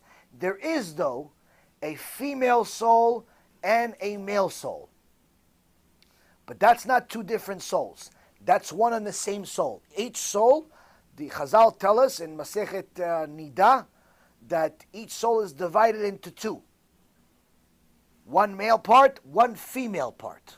And that's the zivug of a person. That's why it's called soulmate. Because soulmate comes from the Torah, where you're supposed to meet your soulmate, where you are the male part, she's the female part, and you connect finally into one soul. That's why the Rambam says, Ishto kegufo. He doesn't mean that just like a nice gesture. It's mamash. Your souls are actually connected, especially during the times of procreation. Your souls actually connect. When you learn Torah, your souls actually connect like they're supposed to. The male and the female soul connect and can do much more than what you do independently. So this is one of the things that is the beauty of marriage. Marriage in Judaism, in the Torah, is permanent. It's not just for 20 years and then you go somewhere else. It's permanently. You marry somebody here, you're going to be married to them over there. So make sure to choose wisely. Next question. What time is it? Oh, it's 10 or 11? 10. Okay, we're still. 10? 10:15. Oh, 10:15. Okay, we're still early. Thank you. All right. Chavod, Ari has a question for us. Was your soul born in Gan Eden or on earth? And why the cause and effect with sin and punishment and vice versa. Why does it take so long? Meaning? Meaning, why is it not Why immediate? doesn't Hashem punish us right away? No, well, not right away, but A week later? So we could see results with other people. We could see what's Okay, so that's two questions. As far as the original soul that HaKadosh Baruch Hu put into Adam HaRishon. Adam HaRishon was the perfect human being because he was literally the one that was created by Hashem's hands. And Hashem put into him a piece of himself. He put into himself a neshama. That neshama had all of the neshamot in the world today. Which means that neshama was divided into everything that you see today. Some came from the shoulder, the hand, the leg, the stomach, but the point is that just think of a neshama as fire. Fire is not limited. If you have one candle that's lit and you want to light a second candle, when you light the second candle, your first candle does not change. The fire does not go down on the first candle. Even if you light 1,000 candles, the original light does not change even one bit. Even though you've produced possibly much bigger fires. That's a soul. Soul can be divided up into an infinite amount of pieces. The Adam HaRishon soul was the one that was divided into all of the souls that we have today. All of our souls are pieces of Adam HaRishon. That's also the reason why every person must die at some point, even if they do not make a sin. The Gemara says there were only 4 people in history that did not make a sin. David HaMelech, his father, Ishai, Moshe Rabbeinu's father, and Shlomo HaMelech's son, and Benjamin. 4 people in history did not make a sin. But Hashem still had to end their life in this world because of the original sin of Adam HaRishon. Why are they at fault for the original sin of Adam HaRishon? Because their soul was there. Their soul was part of that sin. If it wasn't for that original sin, those people would never die. So everybody has to die, even if it's not for their own sin, it's for that sin. But no one exists like that anymore. Everyone that exists today and dies, they die because of their own sins and nobody else's. Also because of Adam HaRishon, but we all make enough of our own sins. Now, why is it that Hashem has to punish us, but not right away usually? The Gemara says that originally when HaKadosh Baruch Hu created the world, He created the world with midat aydin, with judgment only. But He saw that if He creates the world with just judgment, the world would not survive because people will sin. And since Hashem knows the future, He knows His creation, He knows that the world will not survive.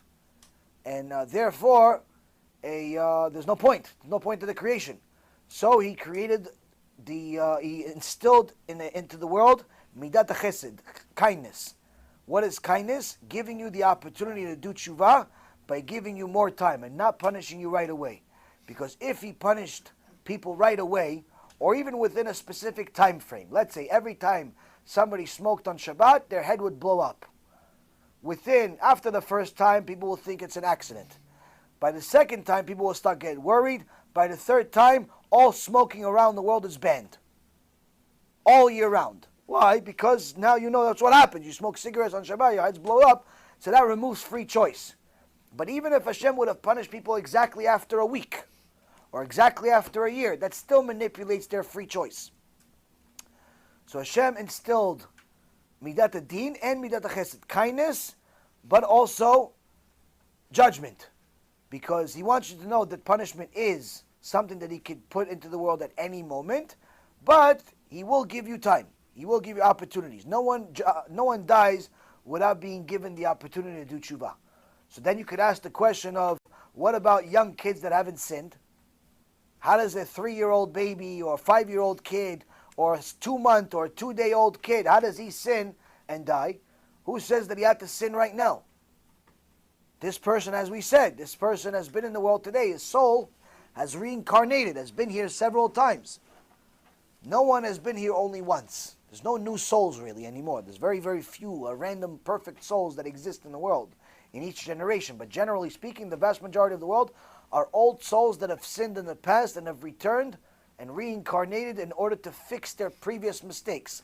Sometimes that previous mistake is an abortion. The guy was overly righteous, but when he was 16, 17 years old, he told his wife-to-be, but that was a girlfriend at that time, to have an abortion. But after that, he did tshuva. Okay, he did tshuva, good for you, but the tshuva for the abortion wasn't completed. He has to come back as what? As an abortion. He has to come back as an abortion. Anyone that wants to know what that looks like, I'll send you some videos. It's not fun. So anyone that made that mistake of having an abortion should do serious tshuva. What's tshuva for abortion? The same as it is for all other sins. Number one, learn about the sin. Number two, regret the sin. Cry over it a little bit. Number three, make sure to never ever do it again. Number four, get other people to do tshuva and get closer to Hashem so they don't make the same mistakes you did. Meaning kiruv. Help people do tshuva. That's what we learned from the prophet Yechezkel, the prophet Jeremiah. Several prophets talk about the obligation to do kiruv. The prophet Jeremiah talks about in chapter 15, verse 19. Talks about whoever helps a person do tshuva, his prayers will become like Hashem's prayers, meaning that his word will become like Hashem's word. Im totzia kar mizolel kepi tiyeh. If you bring a luggard and turn him into someone precious, you help somebody do tshuva, you'll become like me. You'll become like my mouth, Hashem says. Same thing goes with the prophet Yechezkel and so on. So the point is, somebody made a mistake, no problem, you can do tshuva for it. But if you don't do tshuva for it, you have to be reincarnated. And sometimes it's only for one thing, or two things, or three things. What about the parents? How come the parents deserve, let's say, for example, some kid is born, and he dies, is a still life baby, he dies literally, born a dead baby, Shem Yachem. Or perhaps, worse yet, one of these tragic stories where the kid dies at 2-3 years old. Like almost happened to a couple in Long Island a few years ago. 2-year-old kid falls into the family pool and the babysitter falls asleep. The babysitter falls asleep. And the kid drowns. A few minutes underwater. 100% dead. All the medical people said, that much time, brain dead. Even if they revive him, it'll be brain damage forever. At the moment, the rega shel emet, when his mom saw this, took out the baby. Actually, the neighbor jumped the fence. The neighbor never came to the house. It was a vacation house. Miracle, the story. The neighbor never came to this house. It was like a vacation house. He happened to be in his house that day, saw that there's a baby floating, jumped the fence, saved the baby, but the baby's dead. The mom comes out screaming. She sees the kid's dead, 100% dead. There's no maybe. Kid's been underwater. They have the camera. The video, the whole thing, the kid was underwater for several minutes. I think it was like 3 or 6 minutes. Something obnoxious. Something that finished. Moment of truth. The mother screams to HaKadosh Baruch Hu, I'm going to put kisui rosh on. I'm going to put a kisui rosh on. Suddenly, kid comes to life. No brain damage, nothing. Perfect baby. Grew up already. This story is available online. You can find it on the internet. You can find the story on the internet. It's a 100% true story. I don't know what happened with the couple, with the mom, with the kid, or anything else. I know that this story happened a few years ago. Point is, Rabotai Karim, is that Kadosh Baruch Hu could change nature. He created nature. He is nature. And one of the ways that Kadosh Baruch Hu can change nature for you is if you take on more Torah, if you do more mitzvot, and most importantly, if you help other people do tshuva. So, reincarnation does exist. And it's one of the ways that HaKadosh Baruch Hu gives people an opportunity to fix their past. Sometimes when someone has a tragic story like that, it's not even for a sin they made in this life. It's for something they made in their previous life. For something they did in their previous life. So that Hashem determines with his measure for measure judgment that this person deserves this damage. Even though it's painful, even though people hate to talk about it, people hate to admit it, and some people hate the mystical aspects of the Torah because of it, because they don't realize that how important this is. The reality is, this reincarnation is one of the best proofs of Hashem's mercy. It's actually one of the best proofs of Hashem's mercy. Most people that go against the Torah and don't like reincarnation, don't like Gilgulim, that for example somebody is born blind because they used to watch pornography. People don't like to hear that. You look at Sharei Gilgulim, the Arizal Sharei Gilgulim, that's what he says. Somebody's born as a plant. Why? Because they made certain sins. He has to spend a generation, 2 generations, 3 generations as a tree, or as a cow, or as a flower, or as a tomato until somebody eats him. With a bracha too though. Why? Because he made certain sins. People that haven't learned this part of the Torah hate it. Why? Because they think, what? What's this kid do? He's born blind and because he watched some porno. What, are you crazy? You guys are crazy. What, this kid is born autistic because of this? You guys are vicious. No, it's the opposite. If you don't believe in reincarnation, you are actually a vicious person. And you believe that Hashem is vicious. Why? Because HaKadosh Baruch Hu, anyone that understands reward and punishment, knows that there's no free lunch with Hashem. There's no free lunch. Now, if HaKadosh Baruch Hu gives you the option, either go, you now, let's say for example, you didn't watch your eyes.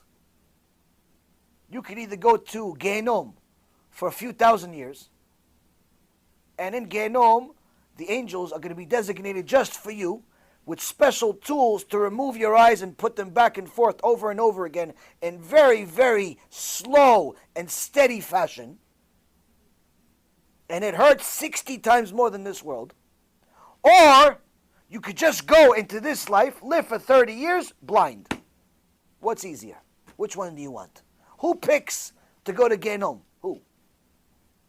Meaning that if a person comes to this world with something like this is not only an indication of Hashem's mercy, but it's actually also an indication that this person is a special righteous neshama. An autistic kid that comes to this world, a blind kid that comes to this world, is actually a very precious neshama. Why? Because Hashem is telling you outright, that's the only thing He's got to fix. You, on the other hand, you're perfect, Baruch Hashem, and healthy, how much you have to fix. That's what an autistic kid in Eretz Yisrael that was connected to a computer to communicate to his family, that's what he told his family. They told him, are you in pain? He says, yeah, I'm in a lot of pain. He says, why are you in pain? He says, because I made a lot of sins in my previous life. There's also a video on YouTube. It has I believe it has subtitles in English. He goes, what'd you do? He said, I said Lashon Hara, so I had to come back autistic. He says, "Wow, are you in pain?" Yeah, I'm in pain. We feel, wow, it must feel terrible. He goes, no, I feel bad for you people. He goes, don't feel bad for me. I feel bad for you. Now this is his brother and sister, he's telling you this. They're perfectly healthy. Baruch Hashem. He says, why do you feel bad for us? He says, because me, this is the only thing I have to fix and then I'm going to heaven. You guys have a long way to go to fix. I got one thing to fix. I just got to live a certain amount of time in this world and I'm done. So in order to not allow me to make certain sins, Hashem made me this way to live a certain amount of time. Usually those people don't live very long lives. Certain amount of time, I finish my sentence, I go to Gan Eden. How much you have left to do. And you can still make sins. Hashem almost removed this free choice. So this exists in the world. There's actually an entire website that a certain autistic kid that communicated through computer wrote. His father would write entire conversations that he would have. Talked about Gehenom, talked about Mashiach, talked about all the mitzvot of the Torah, all types of things. These are special neshamot. They don't talk like you and me. They communicate different ways. But the point is that they found ways to communicate with them, and you'll see that they will always tell you that them being this way is actually an act of mercy from Hashem. It's an act of mercy from Hashem. But people that don't want to believe this, because they like this world, and they feel bad for those people, instead of realizing that this body is simply clothing. Temporary clothing. Temporary clothing that gets old, even if you don't want it to. Even if you take care of it, it still gets old. You could iron it as much as you want. It's still going to get old. Still going to get old. Anything else before we finish? Last question. Chavod. If somebody can give him the mic, please.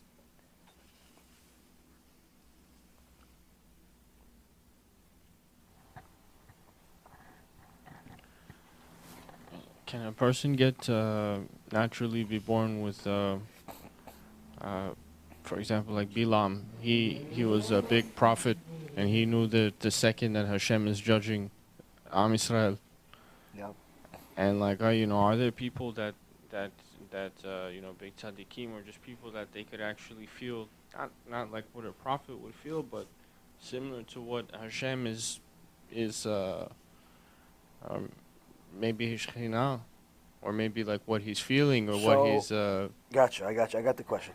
So, prophecy, the Gemara says, and also the prophets themselves. Sorry, there's several prophets that talk about how prophecy is not forever, and they would die, which is Chazal tell us from there that oh, it's okay, give it to him. It's fine. He's been here for over a couple hours.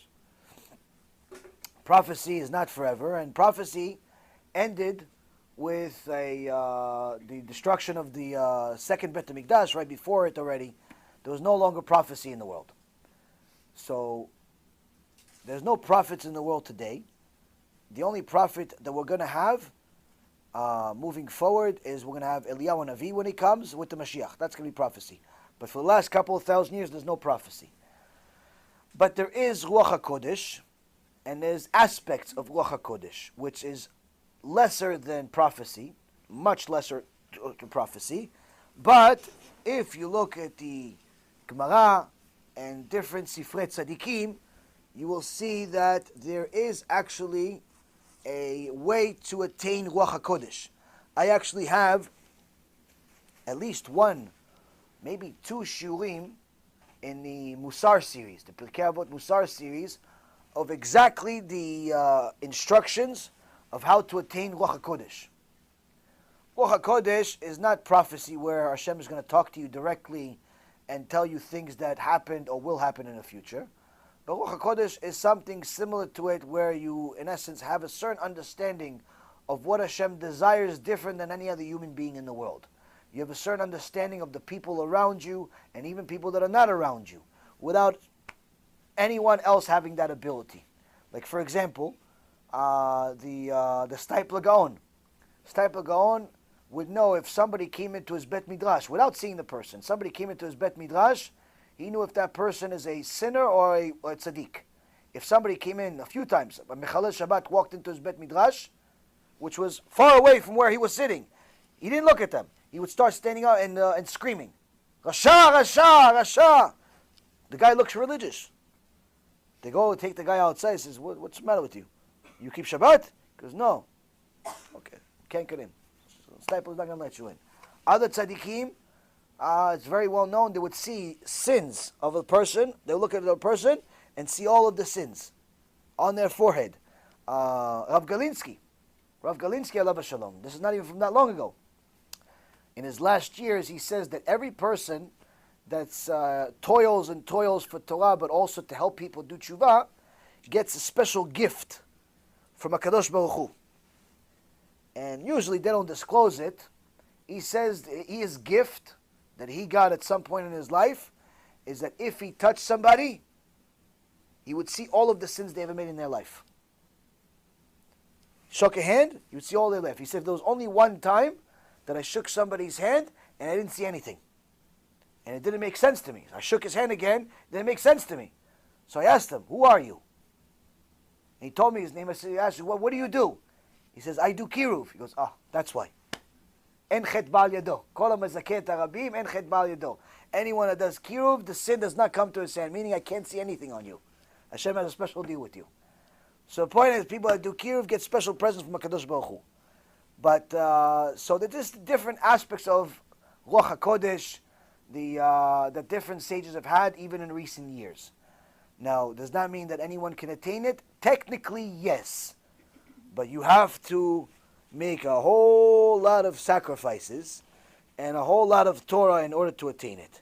But does that mean that only they will have different aspects of the unknown? No. There is a part of the unknown that the Gemara says that is given to children and to crazy people. Sometimes children will tell you a dream, or a crazy person. No offense, that's just the term for it. Person that has a some type of issue mentally. That in all other aspects, this person is shoteh gamu. He's not. You cannot count him for minyan. You cannot, allow him to do mitzvot. He's not obligated for mitzvot and so on. But HaKadosh Baruch Hu will give secrets to these people about the creation, about the future, about the past, and so on and so forth that no one else has. Why? To keep prophecy in the world still, but not give it to the people that are regular people. So that does exist in the world. Sometimes HaKadosh Baruch Hu will give certain messages to different average people for different reasons unknown to us, through dreams, through different events that happen in their life. I know a woman that used to be able to tell different parts of the future by looking at coffee. She would look at coffee, like if you drink black coffee, and you know how to read it, you can read and tell the future from the grains of coffee. And I know it worked for sure. Like I know, like it's not like a story. I know this firsthand. Firsthand, it worked. There were certain people who'd come to her, made a lot of money because of her. But then she got the message from heaven that this is not good. And the message was that she started getting sick. She almost died. And she realized this is the reason. And Hashem doesn't want you to disclose the future to people. It's not supposed to be used for that. Sometimes you have certain types of things available in the world that will uncover aspects of the future.